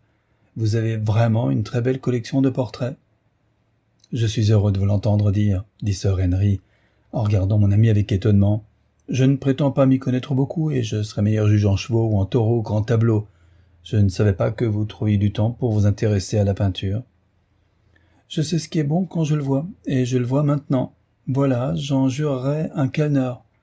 Cette dame en soie bleue là-bas et ce gros gentleman à perruque est un Reynolds. Ce sont des portraits de famille, je suppose. Tous. Connaissez-vous leurs noms? Barrymore me les a appris. Je crois que je sais ma leçon sur le bout des doigts. Qui est le gentleman avec le télescope? Le vice-amiral Baskerville, qui a servi sur Rodney dans les Indes occidentales. L'homme avec le manteau bleu et le rouleau de papier est Sir William Baskerville, qui a été président des commissions de la Chambre des communes sous Pitt. Et ce cavalier en face de moi, celui qui avait un costume de velours noir et de la dentelle. Ah, vous avez le droit de faire sa connaissance. C'est lui, l'origine de tous nos malheurs, c'est le méchant Hugo, qui a engendré le chien des Baskerville. Nous ne sommes pas près de l'oublier. Je regardai le portrait avec intérêt et étonnement. « C'est curieux, » murmura Holmes. « On le prendrait pour un personnage assez tranquille et de manière douce, si un démon n'allumait pas son regard. Je me l'étais imaginé plus robuste, plus ruffiant. » L'authenticité ne fait aucun doute, le nom et la date, 1647, figurent derrière la toile. Holmes se tut, mais l'image du vieux bandit sembla le fasciner. Pendant notre souper, il ne la quitta pas des yeux. Ce n'est que plus tard, une fois Sir Henry retiré dans sa chambre, que je fus capable de suivre le fil de ses pensées. Il me ramena dans la salle à manger, tenant à la main une bougie qu'il éleva jusqu'au portrait suspendu au mur. « Voyez-vous quelque chose » me demanda-t-il. Je regardai le chapeau empanaché, les boucles en accroche-cœur, le col de dentelle blanche, et le visage sévère aquilin qu'ils encadraient. Ce n'était pas un visage brutal, mais il était contracté, dur, ferme, et il avait une bouche bien serrée aux lèvres minces, deux yeux froids, intolérants. Ressemble-t-il à un visage que vous connaissiez ? Dans la mâchoire, il y a quelque chose de Sir Henry. Oui, peut-être, mais attendez un instant. Il se hissa sur une chaise et, tenant la lumière dans sa main gauche, il plia son bras droit par-dessus le grand chapeau et autour des boucles de cheveux. « Mon Dieu !» m'exclamai-je, stupéfait. Le visage de Stapleton avait émergé de la toile. « Ah, vous le voyez à présent. Mes yeux ont été exercés à examiner les visages et non leurs accompagnements. La première qualité d'un enquêteur criminel est de pouvoir percer un déguisement. C'est merveilleux, on dirait son portrait.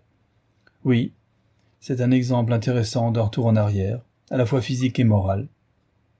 L'étude des portraits de famille suffirait à convertir n'importe qui à la doctrine de la réincarnation. Stapleton est un Baskerville, voilà l'évidence. Avec des intentions sur la succession. Mais oui, ce portrait nous procure l'un de nos anneaux manquants. Nous l'avons, Watson, nous le possédons, et j'ose jurer qu'avant demain soir il voltera dans notre filet comme l'un de ses propres papillons. Une épingle, un bouchon, un carton, et nous l'ajouterons à la collection de Baker Street. Il éclata d'un rire qui lui était peu fréquent, tandis qu'il se détournait du portrait. Je ne l'ai pas souvent entendu rire. Chaque fois ce rire présageait un malheur pour un adversaire. Je me levai de bonne heure, mais Holmes m'avait devancé. Je le vis qui remontait l'avenue pendant que je m'habillais.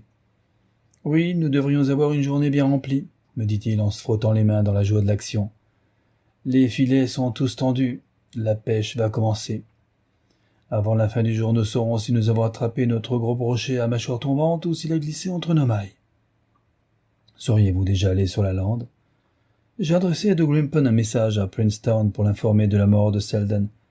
Je crois pouvoir affirmer que personne ici ne sera ennuyé pour cette affaire. Et j'ai aussi communiqué avec mon fidèle Cartwright, qui serait certainement resté cloué à la porte de ma cabane comme un chien sur le tombeau de son maître si je ne l'avais rassuré sur ma santé.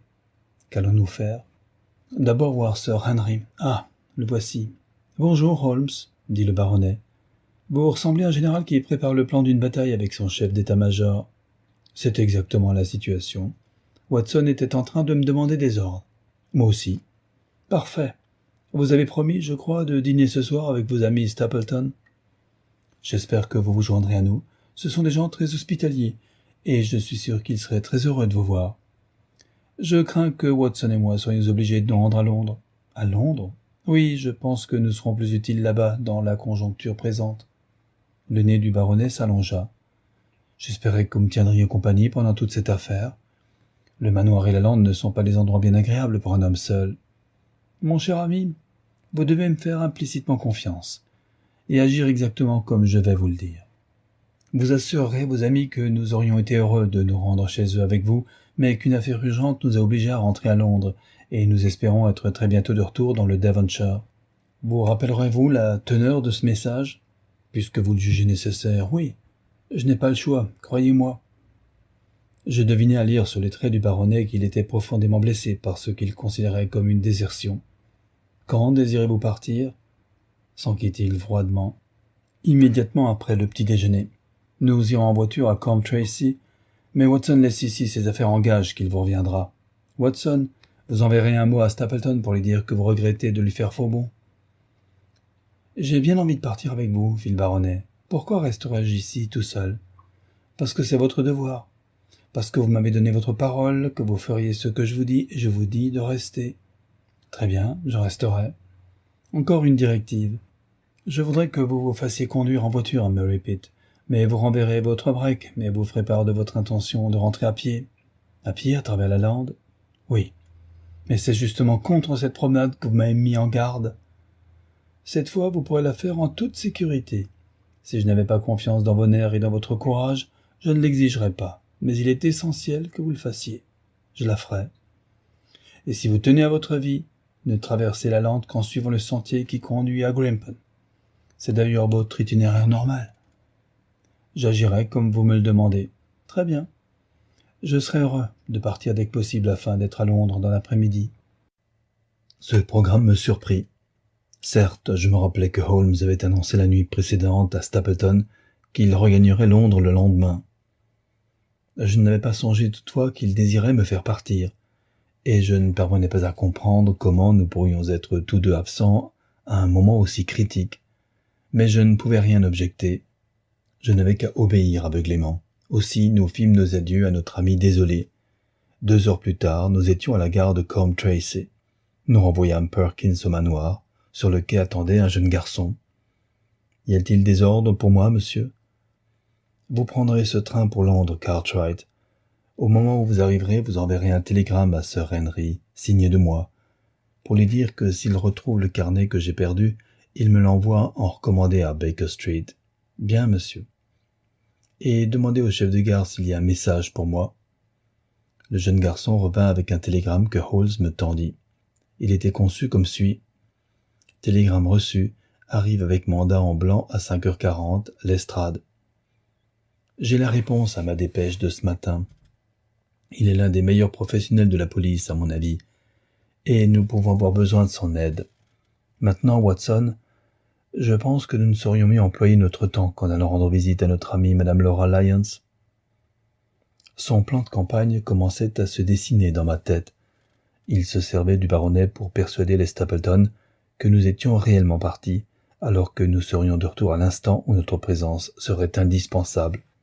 Ce télégramme de Londres, si Sir Henry en faisait état auprès des Stapleton, écarterait tout soupçon. Déjà il me semblait voir le filet se refermer sur notre brochet à la mâchoire tombante. Madame Laura Lyons était dans son bureau. Sherlock Holmes entra dans le vif du sujet avec une franchise directe qui la stupéfia. « J'enquête actuellement sur les circonstances qui ont entouré la mort de Sir Charles Baskerville, dit-il. Mon ami le docteur Watson m'a informé de ce que vous lui aviez dit, et aussi de ce que vous aviez tu à propos de cette affaire. »« Qu'ai-je donc tu ?» demanda-t-elle avec un air hautain. « Vous avez avoué que vous aviez prié Sir Charles Baskerville de se trouver devant la porte à 10 heures. Nous savons que ce furent le lieu et l'heure de sa mort. Vous avez nié qu'il existait un rapport entre ces 2 événements. Il n'y a pas de rapport. Dans ce cas, la coïncidence est vraiment extraordinaire. Mais je crois que nous allons parvenir à établir le rapport. Je désire être tout à fait franc avec vous, Madame Lyons. Nous considérons cette affaire comme un assassinat qui, s'il était prouvé, mettrait en cause non seulement votre ami M. Stapleton, mais aussi sa femme. » La dame sauta sur son fauteuil. « Sa femme ?» répéta-t-elle. « Sa femme ? Il est célibataire. » Sherlock Holmes haussa les épaules. « Prouvez-le-moi, et si vous m'en apportez la preuve ?» L'éclat féroce de son regard nous en apprit plus que ses paroles. « Je suis tout prêt à vous en apporter la preuve, » dit Holmes, en tirant de sa poche plusieurs papiers. « Voici une photographie du couple prise il y a 4 ans. La légende porte Monsieur et Madame Vandler. Mais vous n'aurez nulle difficulté à le reconnaître, et elle aussi, si vous la connaissez de vue. Voici 3 descriptions manuscrites rédigées par des témoins de bonne foi, concernant Monsieur et Madame Vandler, qui à l'époque s'occupaient du collège privé de St. Oliver. Lisez-les, et voyez si vous pouvez douter encore de l'identité. » Il y jeta un coup d'œil, puis nous regarda avec le visage rigide, tragique, d'une femme désespérée. « Monsieur Holmes, cet homme m'a offert le mariage à condition que je puisse divorcer. Il m'a menti, le scélérat, d'une manière inconcevable. Il ne m'a jamais dit un mot de vrai. Et pourquoi ? Pourquoi ? J'imaginais que c'était par amour pour moi. Mais je vois à présent que je n'étais jamais pour lui autre chose qu'un instrument entre ses mains. Pourquoi demeurerais-je loyal envers lui alors qu'il ne l'a jamais été envers moi ? Pourquoi essayerais-je de le protéger contre les effets de ses propres vices ? Demandez-moi ce que vous voudrez. Je ne vous dissimulerai rien. Je vous jure que quand j'ai écrit la lettre, je ne voulais aucun mal au vieux gentleman qui avait été mon ami le meilleur. Je vous crois tout à fait, madame, répondit Holmes. Le rappel de ces événements doit vous être pénible. Peut-être préférez-vous que je vous en fasse le récit. Vous me reprendrez si je commets une erreur. L'envoi de cette lettre vous a été suggéré, n'est-ce pas, par Stapleton? C'est lui qui me l'a dicté. Je suppose qu'il a donné comme raison que vous recevriez une aide de Sir Charles pour les frais d'une instance de divorce? Oui. Ensuite, après que vous eûtes envoyé la lettre, il vous a dissuadé d'aller au rendez-vous? Il m'a dit que tout compte fait, sa dignité personnelle serait froissée si quelqu'un d'autre me procure de l'argent pour mon divorce, et que malgré sa pauvreté, il consacrerait jusqu'à son dernier penny à lever les obstacles qui nous séparaient. Il m'a l'air d'avoir un caractère très logique. Ensuite, vous n'avez plus rien su avant de lire dans le journal la nouvelle de la mort de Sir Charles. Plus rien. Et il vous a fait promettre de ne rien dire au sujet de votre rendez-vous avec Sir Charles. En effet, il m'a dit que cette mort était très mystérieuse et que je serais certainement soupçonné si le rendez-vous était connu. Il m'a terrorisé, m'a fait promettre de me taire. Bien sûr, mais vous aviez bien quelques soupçons. Elle hésita et baissa les yeux. Je le connaissais. Mais s'il avait été loyal envers moi, j'aurais toujours été loyal envers lui. Je pense qu'à tout prendre, vous vous en êtes bien tiré, dit Sherlock Holmes. Vous le teniez, il le savait, et cependant vous êtes toujours en vie. Depuis quelques mois, vous marchez au bord d'un précipice. Nous devons maintenant prendre congé de vous, Madame Lyons. Il est probable que d'ici peu vous aurez de nos nouvelles. Tandis que nous attendions l'arrivée de l'express de Londres, Holmes me dit « Notre dossier s'épaissit, Watson, et nos difficultés, les unes après les autres, s'évanouissent. Je serai bientôt en mesure de retracer d'un seul jet tous les éléments du crime le plus extraordinaire des temps modernes. Les étudiants en criminologie se rappelleront des épisodes analogues en 1866 à Grodno en Petite-Russie, et bien entendu les crimes d'Anderson en Caroline du Nord. Mais cette affaire comporte quelques traits qui lui appartiennent en propre. Même maintenant, notre dossier contre ce vilain personnage n'est pas complet. Mais je serais bien surpris s'il y manquait quelque chose avant que nous nous mettions au lit ce soir. L'express de Londres entra en gare et un homme de petite taille, sec, nerveux comme un bulldog, sauta sur le quai. Nous échangeâmes une solide poignée de main, et en juger par la manière respectueuse dont Lestrade regardait mon ami, je compris qu'il en avait appris long depuis le jour où ils avaient commencé à travailler ensemble. Je me rappelais le dédain avec lequel cet homme pratique accueillait alors les théories du logicien. « Du bon travail en vue ?» demanda-t-il. « La plus grosse affaire de ces dernières années, » répondit Holmes. « Nous avons 2 heures devant nous avant de songer à nous mettre en route.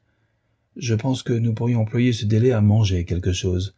Après quoi, Lestrade, nous chasserons de vos bronches le brouillard londonien, en vous faisant respirer la pureté de l'air nocturne de Dartmoor. Vous n'étiez jamais venu ici. Ah, eh bien je crois que vous n'oublierez pas votre première visite dans ce délicieux pays. » Chapitre 14e. Le chien des Baskerville. L'un des défauts de Sherlock Holmes, en admettant qu'on puisse appeler cela un défaut, était qu'il répugnait excessivement à communiquer tout son plan avant l'heure d'exécution. Cette répugnance s'expliquait en partie par son tempérament dominateur. Il aimait surprendre son entourage.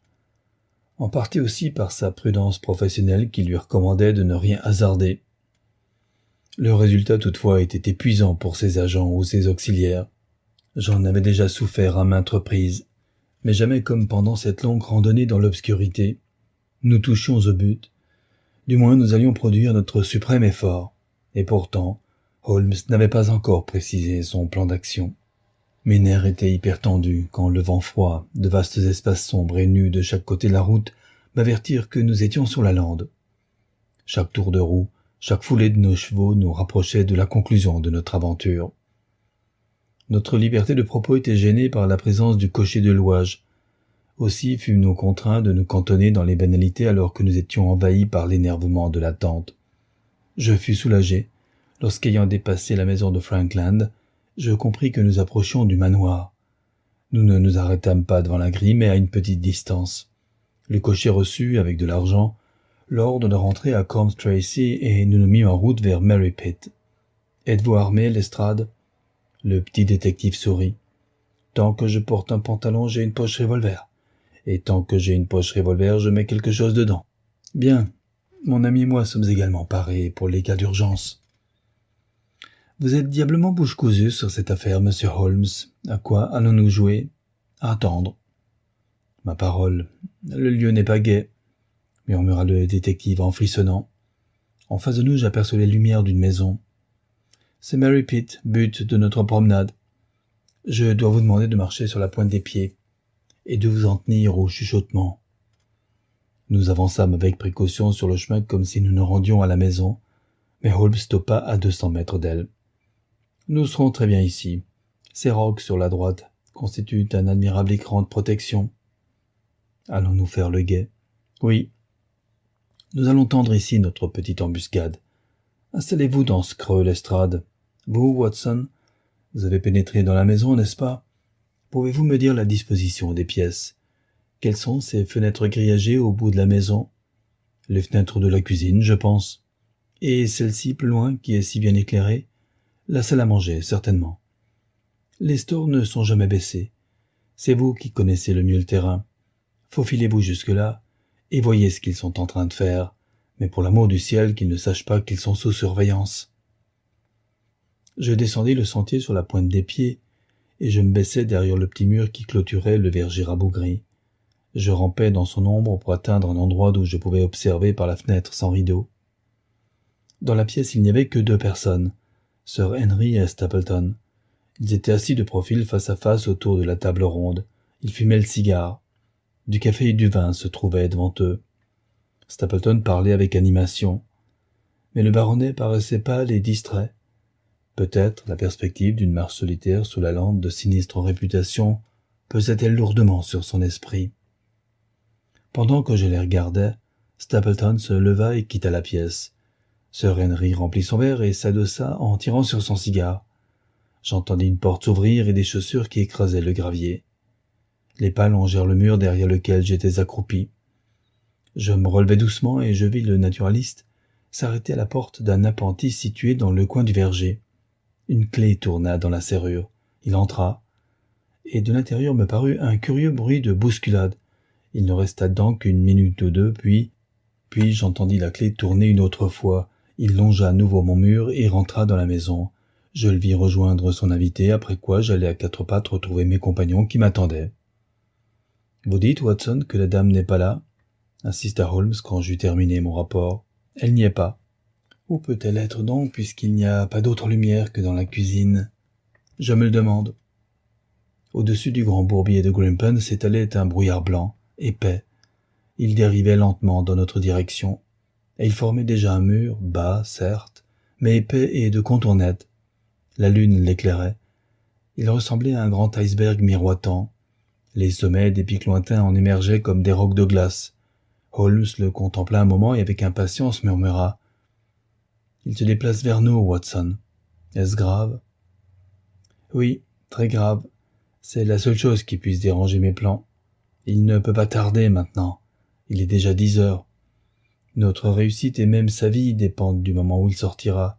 Si le brouillard recouvre alors le chemin... » Au-dessus de nous, la nuit était claire. Les étoiles brillaient de leur éclat glacé. Une demi-lune baignait les lieux de sa lumière douce et incertaine. Devant nous se dressait la masse sombre de la maison avec son toit en dents de scie et ses cheminées qui se détachaient sur le ciel lamé d'argent. De larges raies dorées s'échappaient des fenêtres du rez-de-chaussée pour s'étendre en travers du verger et de la lande. L'une d'elles s'effaça brusquement. Les domestiques avaient quitté la cuisine. Seule restait allumée la lampe de la salle à manger où 2 hommes, l'hôte assassin et l'invité naïf, continuaient à bavarder en tirant sur leurs cigares. Régulièrement, l'étendue cotonneuse blanche qui recouvrait une moitié de la lande se rapprochait.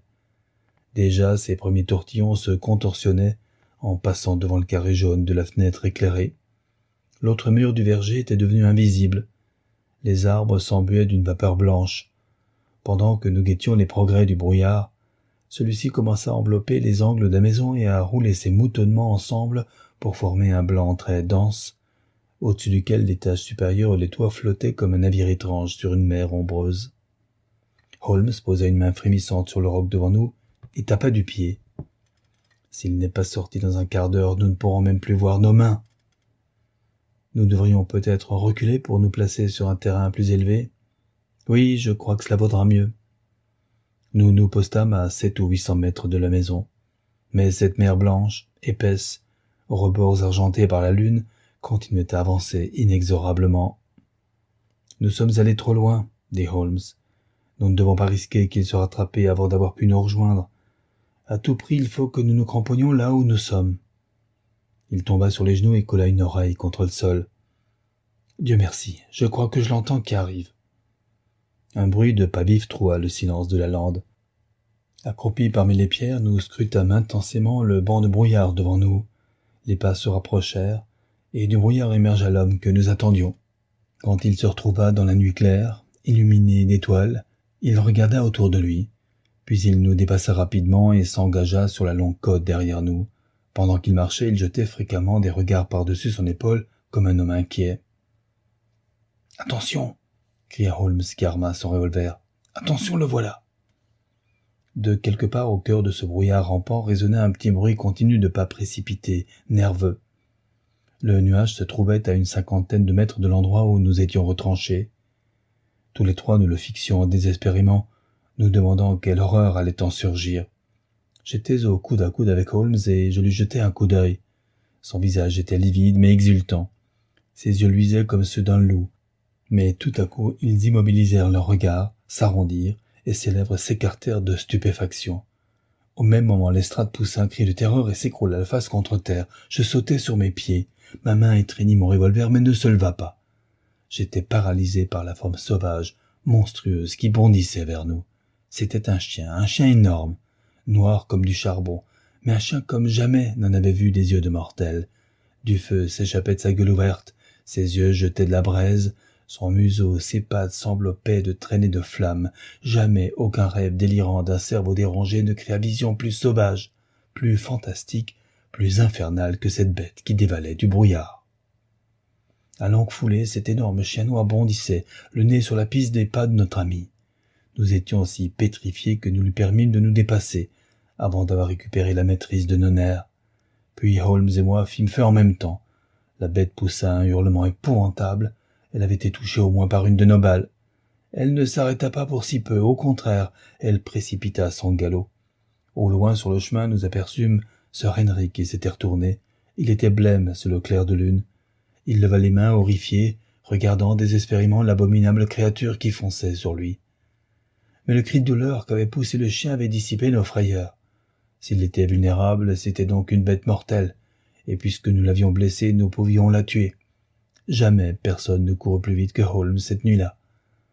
On me reconnaît volontiers une certaine agilité pédestre, mais il me surclassa aussi facilement que je surclasse le policier professionnel. Devant nous, pendant que nous courions comme des fous, nous entendions les appels de Sir Henry et le mugissement de la bête, grave et profond. J'arrivai juste à temps pour voir le chien féroce sauter sur sa victime, la jeter à terre et lui prendre la gorge entre ses crocs. Mais presque aussitôt Holmes avait vidé son chargeur dans le flanc de la bête. Avec un dernier hurlement d'agonie et un spasme qui le fait rebondir sur le sol, le chien roula sur le dos, ses 4 pattes battant l'air furieusement.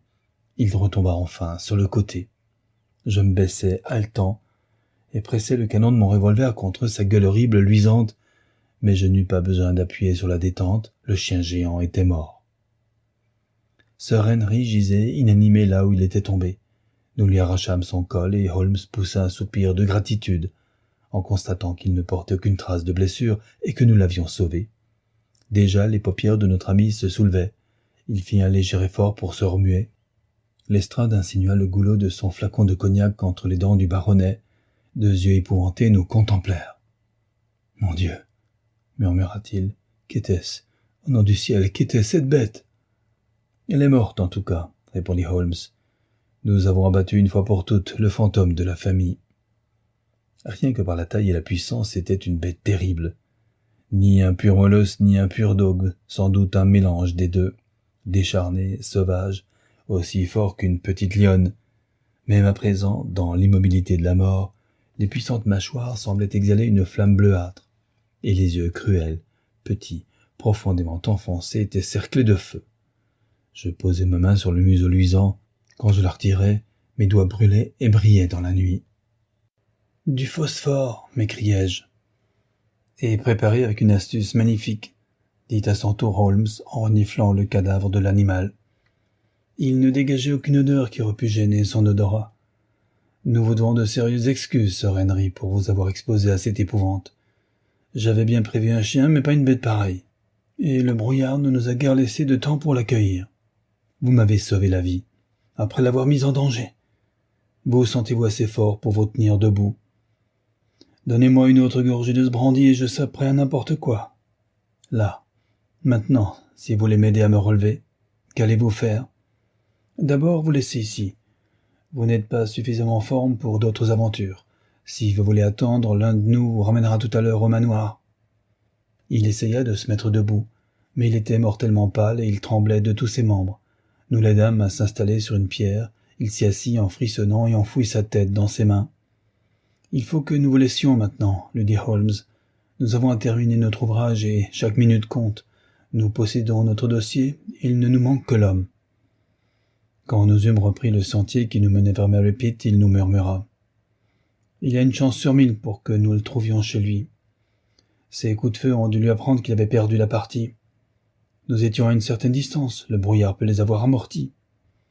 Il suivait le chien pour le rappeler, vous pouvez en être certain. Non, il s'est enfui, mais nous fouillerons la maison pour nous en assurer. » La porte du devant était ouverte. Nous nous ruâmes à l'intérieur et passâmes de pièce en pièce à l'ahurissement d'un vieux domestique que nous faillîmes renverser dans le couloir. La seule lampe allumée était dans la salle à manger. Holmes s'en empara et toute la maison fut fouillée. Aucune trace de l'homme que nous pourchassions. À l'étage supérieur, cependant, une chambre était fermée à clé. « Il y a quelqu'un à l'intérieur, » cria Lestrade. « J'entends bouger. Ouvrez cette porte. » De dedans nous parvint en effet un faible gémissement et un bruissement étrange. Holmes donna un grand coup de pied juste au-dessus de la serrure et la porte s'ouvrit. Revolver au poing, nous nous élançâmes tous trois. Mais au lieu de nous trouver en face du scélérat que nous espérions avoir acculé, nous découvrîmes quelque chose de si imprévu et de si étrange que nous fûmes cloués sur place. La chambre avait été transformée en petit musée. Le long des murs s'alignaient des vitrines pleines de cette collection de papillons et d'insectes que le criminel avait constituée pour se distraire. Au milieu de la pièce se dressait une poutre verticale, sans doute placée là autrefois pour soutenir le plafond mangé au verre. À ce poteau, une forme humaine était attachée, ligotée, entourée de bandelettes comme une momie, enveloppée de draps si serrés qu'il était impossible de distinguer s'il s'agissait d'un homme ou d'une femme. Une serviette enroulée autour de la gorge était fixée derrière le poteau. Une autre recouvrait la partie inférieure du visage. Au-dessus, 2 yeux noirs, des yeux pleins de douleur, de honte et d'interrogations anxieuses, nous regardaient. En moins d'1 minute, nous avions ôté le bâillon, dénoué les liens, et Madame Stapleton s'effondra à nos pieds. Quand sa jolie tête retomba sur sa poitrine, je vis le sillon rouge d'un coup de cravache en travers de son cou. « La brute !» s'écria Holmes. « Vite, Lestrade, votre cognac !» Asseyons-la sur la chaise. Elle s'est évanouie à la suite des mauvais traitements. Elle est épuisée. Elle rouvrit les yeux. « Est-il sain et sauf ?» demanda-t-elle. « En a-t-il réchappé ?»« Il ne peut nous échapper, madame. »« Non, non, je ne parle pas de mon mari. Sir Henry, est-il sain et sauf ?»« Oui. »« Et le chien ?»« Il est mort. » Elle poussa un long soupir de satisfaction. « Merci, mon Dieu. Oh, cet immonde personnage. Voyez comme il m'a traité. » Elle dénuda ses bras, et nous constatâmes avec horreur qu'ils étaient tous meurtris par des coups. « Mais cela n'est rien, rien. C'est mon esprit, mon âme, qui l'a torturé, avili. J'aurais pu tout endurer. Les mauvais traitements, la solitude, une vie de déception, tout. Si au moins j'avais pu me raccrocher à l'espoir qu'il m'aimait toujours. Mais à présent je sais que là encore j'ai été sa dupe et son instrument. » Elle éclata en sanglots. « Vous ne lui voulez guère de bien, madame, » dit Holmes. « Dites-nous donc où nous le trouverons. Si jamais vous l'avez aidé dans le mal, aidez-nous à présent et vous réparerez vos fautes. »« Il n'a pu fuir que dans un seul endroit, » répondit-elle. « Sur une île au cœur du Grand Bourbier, il y a une mine d'étain. C'est là qu'il gardait son chien. Il l'avait aménagé en refuge. Voilà où il a dû se cacher. » Le brouillard collait aux vitres comme du coton blanc. Holmes leva la lampe contre la fenêtre. Voyez, personne ne pourrait ce soir s'orienter dans le grand bourbier de Grimpen. Elle rit et battit des mains, ses yeux et ses dents brillaient d'une joie féroce.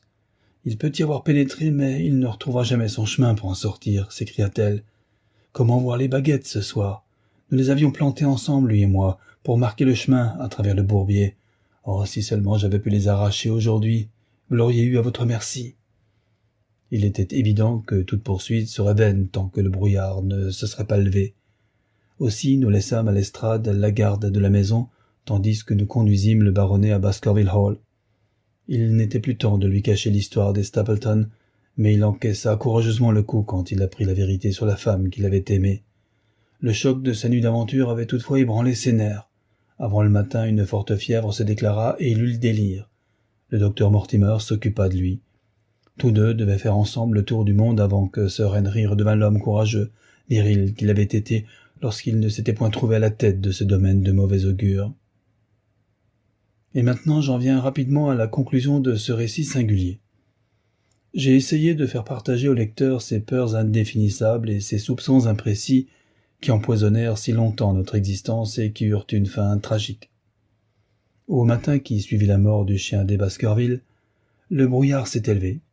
Madame Stapleton nous conduisit à l'endroit où ils avaient jalonné de repères un chemin à travers le bourbier. Nous devinâmes l'horrible vie qu'avait menée cette femme quand nous vîmes la passion joyeuse avec laquelle elle nous mettait sur les traces de son mari. Nous la laissâmes debout sur la mince presqu'île de tourbe ferme qui aboutissait au bourbier immense.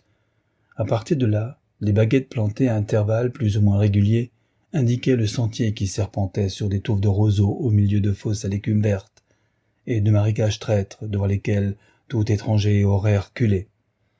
Une odeur de décomposition et de pourrissement flottait dans l'air. Des miasmes de gaz lourd nous balayaient le visage. Plus d'une fois, un faux pas nous précipitait dans le bourbier jusqu'à la taille. Sur des dizaines de mètres, cette substance mouvante dessinait sous nos pieds de molles ondulations. Elle nous collait aux chevilles.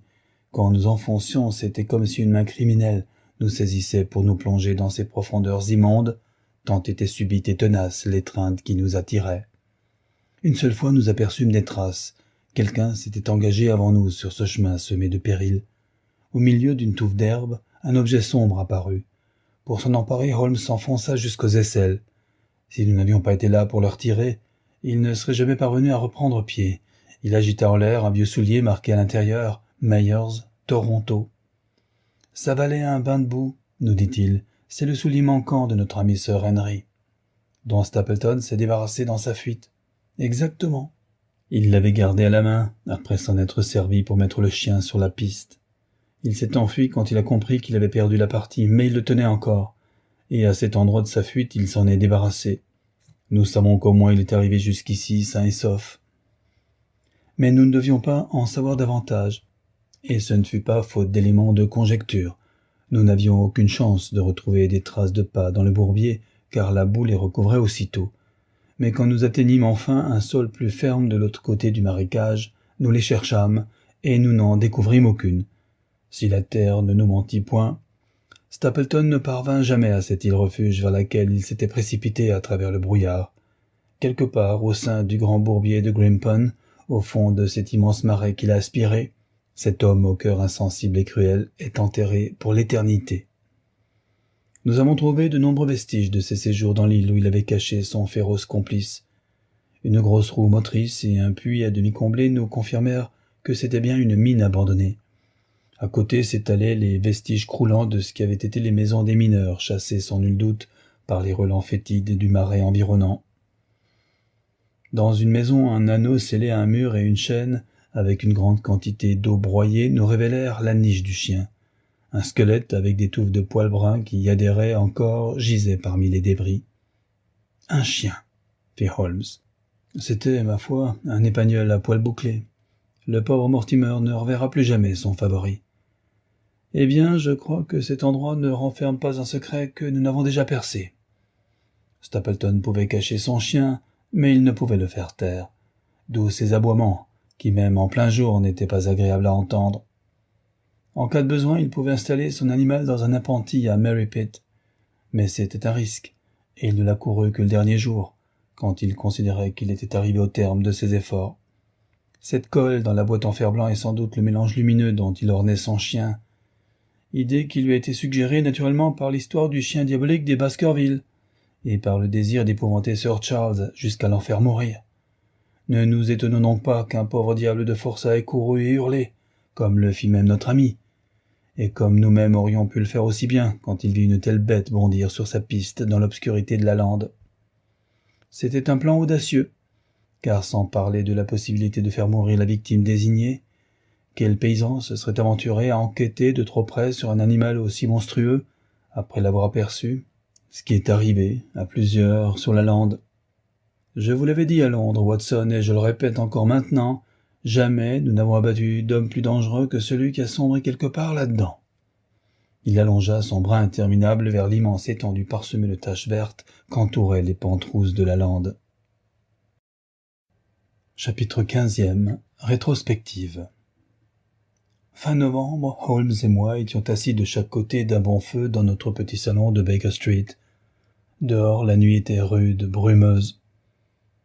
Depuis la dramatique conclusion de notre séjour dans le Devonshire, Holmes avait eu à s'occuper de deux problèmes de la plus haute importance. D'abord, il avait dénoncé l'abominable comportement du colonel Hopwood à propos du fameux scandale de cartes au Non-Pareil Club. Ensuite, il avait défendu la malheureuse Madame Montpensier, sur qui pesait l'accusation d'avoir tué sa belle-fille, Mademoiselle Carrère, qui, on s'en souvient, fut retrouvée 6 mois plus tard mariée et établie à New York. Mon ami était ravi du succès qu'avait couronné toute une série d'affaires difficiles et importantes. J'en profitais pour l'amener à discuter avec moi de quelques détails relatifs au mystère des Baskerville. J'avais patiemment attendu l'occasion car je savais qu'il détestait chevaucher 2 problèmes à la fois, et que son esprit clair et logique refusait de se laisser distraire des travaux du présent pour se reporter sur les souvenirs du passé. Toutefois, Sir Henry et le docteur Mortimer étant passés par Londres avant d'entreprendre le long voyage qui avait été conseillé au baronnet pour la restauration de son équilibre nerveux, il était bien normal qu'après leur départ je soulevasse le problème. Tout le cours des événements, me dit Holmes, du point de vue de l'homme qui s'était baptisé Stapleton, a été d'une droite simplicité. Tandis qu'à nous, qui n'avions au début aucun moyen de connaître ses motifs, et devions nous contenter des faits, il est apparu d'une complexité extraordinaire. J'ai eu le privilège de m'entretenir par 2 fois avec madame Stapleton, et tout a été si parfaitement éclairci que je ne crois pas qu'il subsiste l'ombre d'un secret. Vous trouverez quelques notes sur l'affaire à la lettre B de mes dossiers. Mais vous allez bien me donner de mémoire un résumé des événements. Si vous voulez. Mais je ne garantis pas la complète exactitude de tous les faits. Une intense concentration mentale a le pouvoir étrange d'anéantir le passé. L'avocat qui connaît son dossier sur le bout du doigt et qui est capable de discuter un détail avec un expert s'aperçoit que quelques bagatelles au tribunal suffisent pour lui vider la tête. Quant à moi, chaque affaire nouvelle balaie la précédente, et mademoiselle Carrère a brouillé mes souvenirs de Baskerville Hall. Demain, un autre petit problème peut m'être soumis, qui me dépossédera à son tour de la jolie Française et de l'infâme Hopwood. En ce qui concerne l'affaire du chien, pourtant, je vais retracer le cours des événements en les serrant d'aussi près que je le peux. Vous m'avertirez si j'oublie quelque chose. Mes renseignements attestent, de toute évidence, que le portrait de famille n'a pas menti et que ce Stapleton était vraiment un Baskerville. C'était un fils de Roger Baskerville, frère cadet de Sir Charles, qui s'enfuit vers l'Amérique du Sud avec une effroyable réputation et dont on dit qu'il était mort célibataire. En fait, il se maria et eut un seul enfant, cet individu, dont le vrai nom était celui de son père. Il épousa à son tour Beryl Garcia, l'une des reines de beauté de Costa Rica, et après avoir détourné une somme considérable qui appartenait à l'État, il se fit appeler Vandeleur et fila en Angleterre où il fonda un collège dans l'est du Yorkshire. Pourquoi s'orienta-t-il vers la pédagogie ? Parce qu'au cours de son voyage vers l'Angleterre, il fit la connaissance d'un directeur d'études poitrinaires, et qu'il voulut se servir de sa compétence pour réussir. Mais Fraser, le directeur d'études, mourut, et le collège qui avait bien démarré sombra dans une infâme renommée. Les Vandeleur trouvèrent alors prudent de troquer ce surnom contre un autre, et ils se firent appeler Stapleton. Il transporta dans le sud de l'Angleterre les restes de la fortune, ses plans d'avenir et son goût prononcé pour l'entomologie. J'ai appris au British Museum qu'il était une autorité reconnue en la matière et que le nom de Vandeleur est encore attribué à certain insecte qu'il fut le premier à découvrir lorsqu'il se trouvait dans le Yorkshire. Nous en arrivons maintenant à la partie de son existence qui nous intéresse particulièrement. Stapleton avait recueilli des informations comme de juste, et il avait découvert que 2 vies seulement s'interposaient entre lui et des biens considérables. Quand il atterrit dans le Devonshire, je crois que ses projets étaient encore inconsistants, mais qu'il fut décidé au pire, cela me paraît évident puisqu'il présenta dès l'abord sa femme comme sa sœur. L'idée de servir d'elle comme d'un appât était certainement dans sa tête, mais peut-être ne savait-il pas quel plan manigancer. Il voulait entrer en possession des biens et il était résolu à utiliser n'importe qui et à braver n'importe quel risque pour parvenir à ses fins. Son premier acte fut de s'installer aussi près que possible de la demeure de ses ancêtres, le deuxième de cultiver l'amitié de Sir Charles Baskerville et de ses voisins. Le baronnet lui raconta l'histoire du chien des Baskerville. Ainsi fraya-t-il la voie qui allait le mener à la mort. Stapleton, car je continuerai à l'appeler de ce nom, savait que le cœur du vieil homme était affaibli et qu'un choc le tuerait. Il tenait ce renseignement du docteur Mortimer. Il savait également que Sir Charles était superstitieux et qu'il avait pris très au sérieux cette sinistre légende. Son esprit ingénieux lui suggéra aussitôt le moyen grâce auquel le baronnet pourrait disparaître sans que le crime fût imputé au véritable assassin. Ayant conçu l'idée, il entreprit l'exécution avec une astuce considérable. Un aventurier banal se serait contenté d'agir avec un chien féroce. Le trait de génie consistait à user de moyens artificiels pour conférer à l'animal une apparence diabolique. Il acheta le chien chez Ross & Mangles, les marchands de Fulham Road à Londres. Ce chien était le plus gros et le plus féroce qu'ils possédassent. Il le ramena par la ligne du Devonshire du Nord, et il fit un grand détour par la lande afin que personne ne le vît avec sa bête. Déjà au cours de ses chasses aux papillons, il avait appris à pénétrer dans le bourbier de Grimpen, et il connaissait une cachette pour en servir de niche à son chien monstrueux. Il l'attacha là, et il attendit sa chance. Mais elle tardait à venir. Impossible d'attirer de nuit le vieux gentleman hors de son domaine. Plusieurs fois, Stapleton fit le guet avec son chien, mais sans résultat. C'est au cours de ces affûts inutiles qu'il fut aperçu, ou plutôt son allié, par des paysans et que la légende d'un chien démon reçut une confirmation nouvelle. Il avait espéré que sa femme consentirait à abuser Sir Charles, mais elle refusa net. Elle ne voulut pas provoquer chez le vieux gentleman un attachement sentimental qui le mit à la merci de son ennemi. Les menaces, et même, je regrette d'avoir à le dire, les coups, ne modifièrent en rien la résolution de madame Stapleton. Elle demeura inébranlable, et pendant quelque temps Stapleton se trouva dans une impasse. Il trouva le moyen d'en sortir, grâce au hasard qui fit de lui le ministre des bonnes œuvres de Sir Charles, notamment envers cette malheureuse femme qui s'appelle madame Laura Lyons. En se présentant comme célibataire, il acquit suffisamment d'influence sur elle pour la persuader que si elle obtenait le divorce, il l'épouserait. Ses plans durent se précipiter dès qu'il apprit que Sir Charles allait quitter le manoir sur le conseil du docteur Mortimer, qu'il approuva hautement. Il lui fallait agir tout de suite, sinon sa victime l'échapperait. Il pressa donc madame Lyons d'écrire cette lettre, dans laquelle elle suppliait le vieil homme de lui accorder un entretien la veille au soir de son départ pour Londres. Par un argument spécieux, il l'empêcha d'y aller elle-même. Enfin, il tenait l'occasion tant attendue. Le soir, il rentra en voiture de Camp Tracy assez tôt pour aller chercher son chien, le barbouiller de ce phosphore infernal, et le conduire auprès de la porte à claire-voie où il avait tout lieu de supposer que le baronnet irait se poster. Le chien, excité par son maître, sauta par-dessus la barrière et poursuivit le malheureux Sir Charles qui descendit l'allée des Ifs en appelant au secours. Dans ce tunnel obscur, le spectacle dut être affreux de cette énorme bête noire, environnée de flammes bondissantes à la poursuite de sa proie. Au bout de l'allée, il tomba mort de terreur et de faiblesse cardiaque. Le chien avait couru sur la bordure gazonnée tandis que le baronnet s'enfuyait sur le gravier. Voilà pourquoi on ne releva que des traces de pas d'homme. En le voyant étendu immobile, le chien s'approcha sans doute, le renifla et s'écarta du cadavre. D'où les empreintes observées par le docteur Mortimer. Stapleton rappela son chien et il le ramena en toute hâte dans son repère du grand bourbier de Grimpen. Un mystère se pose alors qui embarrassa les autorités judiciaires, alarma les environs et fut finalement soumis à notre perspicacité. Voilà comment mourut Sir Charles Baskerville. Vous mesurez la ruse infernale qui présida à cet assassinat. Il était réellement impossible d'établir un dossier contre le véritable meurtrier. Son seul et unique complice ne pourrait jamais le trahir, et la nature grotesque, inconcevable de l'expédient employé contribuait à le rendre plus efficace. Les deux femmes impliquées dans l'affaire, Madame Stapleton et Madame Laura Lyons, ne manquèrent pas de soupçonner Stapleton. Madame Stapleton savait qu'il nourrissait des desseins criminels contre le vieil homme, et elle connaissait aussi l'existence du chien. Madame Lyons ne la connaissait pas, mais elle avait été impressionnée par cette mort survenue à l'heure d'un rendez-vous annulé, dont lui seul était au courant. Comme toutefois elles étaient toutes deux sous son emprise, il n'avait rien à craindre de leur part. La première moitié de sa tâche était achevée avec plein succès, le plus difficile restait à faire.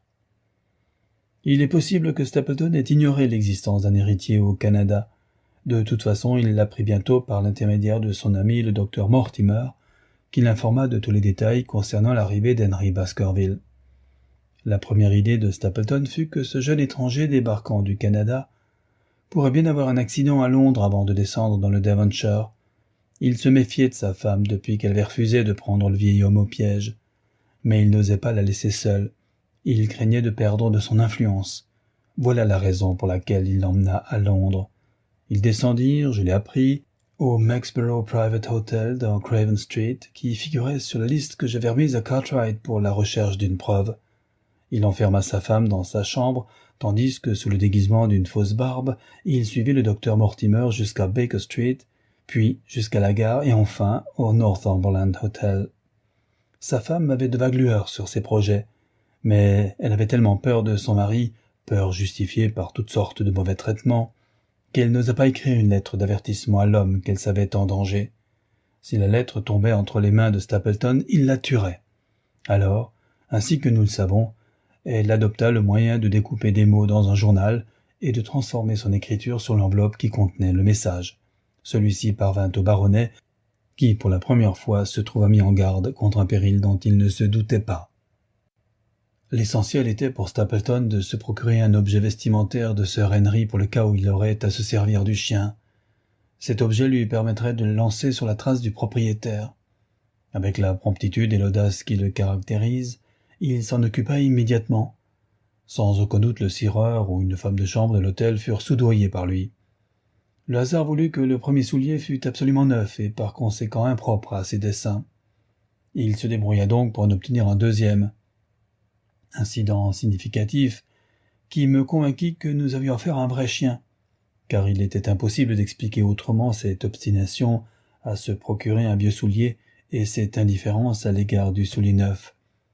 Plus un détail apparaît outré, plus il mérite de retenir l'attention. Le détail qui semble compliquer un cas devient, pour peu qu'il soit considéré et manié scientifiquement, celui qui permet au contraire de l'élucider le plus complètement. Ensuite, nous avons eu le lendemain matin la visite de nos amis, toujours suivis de Stapleton dans son fiacre. Étant donné qu'il savait notre adresse et qu'il me connaissait physiquement de vue, étant donné aussi son comportement général, je crois que la carrière criminelle de Stapleton ne se limite pas à cette affaire Baskerville. Il est intéressant de relever, par exemple, que depuis 3 ans, 4 cambriolages très importants ont eu lieu dans l'Ouest et que leur auteur n'a jamais été arrêté. Le dernier, à Folkestone Court, au mois de mai, m'avait intéressé par la manière dont le cambrioleur masqué et opérant seul avait froidement abattu d'un coup de revolver le groom qui l'avait surpris.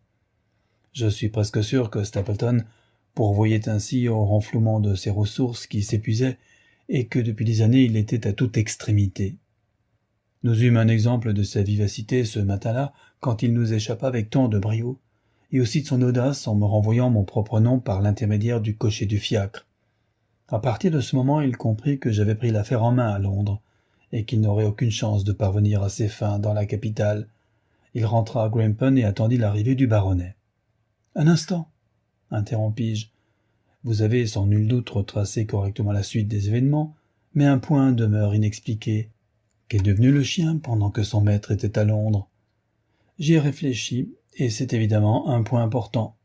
Stapleton a eu un homme de confiance, mais il est peu probable qu'il lui ait dévoilé tous ses plans, autrement il serait tombé au pouvoir d'un complice. À Merripit, il y avait un vieux domestique du nom d'Anthony. Il était au service des Stapleton depuis de nombreuses années, déjà au temps du collège. Il savait donc que ses maîtres étaient mari et femme. Ce bonhomme a subitement disparu. Or, Anthony n'est pas un nom commun en Angleterre, tandis qu'Antonio est répandu dans toute l'Espagne et les pays hispano-américains. Cet Anthony, comme Madame Stapleton, parlait correctement l'anglais, mais avec un bizarre zézaiement. J'ai vu de mes yeux ce vieux domestique traverser le grand bourbier de Grimpen par le sentier qu'avait marqué Stapleton. Il est donc probable qu'en son absence, son maître l'avait chargé de s'occuper du chien, mais qu'Anthony ne se doutait pas de l'emploi qui était réservé à cette bête. Les Stapleton se rendirent donc dans le Devonshire, où Sir Henry et vous les rejoignirent peu après. Un mot maintenant sur ce que je fis à l'époque. Vous vous rappelez peut-être que lorsque j'examinais le papier qui portait la phrase découpée dans le journal, je cherchais attentivement le filigrane. En le levant à quelques centimètres de mes yeux, je sentis la faible odeur d'un parfum qui s'appelle jasmin blanc. Il existe 75 parfums, et il est indispensable à tout expert criminel de savoir les distinguer les uns des autres. Plus d'une fois, j'ai eu entre les mains des affaires dont le succès a dépendu de la connaissance que j'en avais. Le parfum suggérait donc une présence féminine, et déjà je commençais à soupçonner les Stapleton. Ainsi, avant de me rendre dans l'Ouest, j'avais acquis la certitude de l'existence du chien, et j'avais deviné le criminel. Mon jeu consistait donc à surveiller Stapleton. Mais il était évident que je ne pourrais le faire si je vous accompagnais, car il se tiendrait résolument sur ses gardes. Je vous ai donc menti délibérément à tous, même à vous, et je suis parti secrètement pendant que tout le monde me supposait à Londres. Mes fatigues et mon inconfort n'ont pas été aussi grands que vous l'avez imaginé. D'ailleurs, de telles bagatelles ne doivent jamais entrer en ligne de compte quand il s'agit de traquer un criminel. Je suis demeuré la majeure partie de mon temps à Coombe Tracey, et je n'ai utilisé la cabane que lorsqu'il me le fallait être sur le théâtre des opérations. Cartwright était venu avec moi, et déguisé en petit campagnard, il m'a rendu les plus éminents services.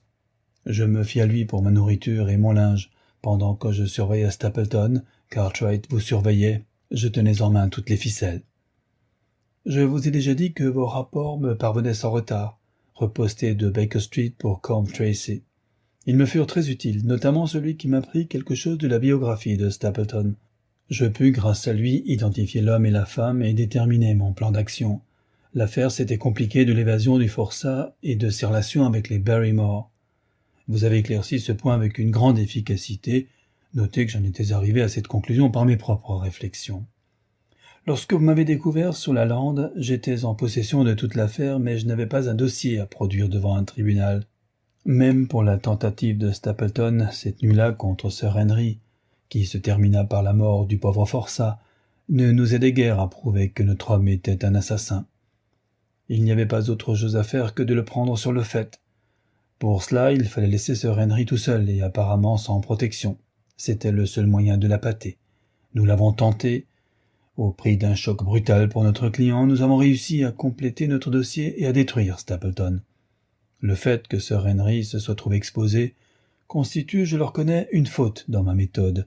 Mais nous n'avions pas prévu, et comment l'aurions-nous pu, le spectacle terrible et paralysant que cette bête nous offrit, de même que nous n'avions pas prévu le brouillard qui lui permit de se dissimuler et de ne fondre sur nous qu'à la dernière seconde. Nous avons atteint notre objectif moyennant quelques dégâts, dont le caractère provisoire nous a été affirmé à la fois par le spécialiste et par le docteur Mortimer. Un long voyage va permettre à notre ami de se remettre de son ébranlement nerveux et aussi de sa blessure sentimentale. Son amour était profond et sincère. Ce qu'il regrette le plus dans cette sombre affaire, c'est qu'il ait été dupé par la dame de ses pensées. Il ne me reste plus qu'à indiquer le rôle qu'elle a joué. Sans aucun doute, Stapleton a exercé sur elle une influence dictée soit par l'amour, soit par la peur, soit, plus vraisemblablement, par les deux, puisque ses sentiments ne sont pas incompatibles. Influence qui en tout cas s'avéra absolument effective. Sous son emprise, elle consentit à passer pour sa sœur. Mais son pouvoir s'arrêta lorsqu'il entreprit d'en faire la complice active d'un crime. Elle voulait avertir Sir Henry sans mettre en cause son mari, et elle le fit à maintes reprises. Stapleton lui-même était capable d'être jaloux.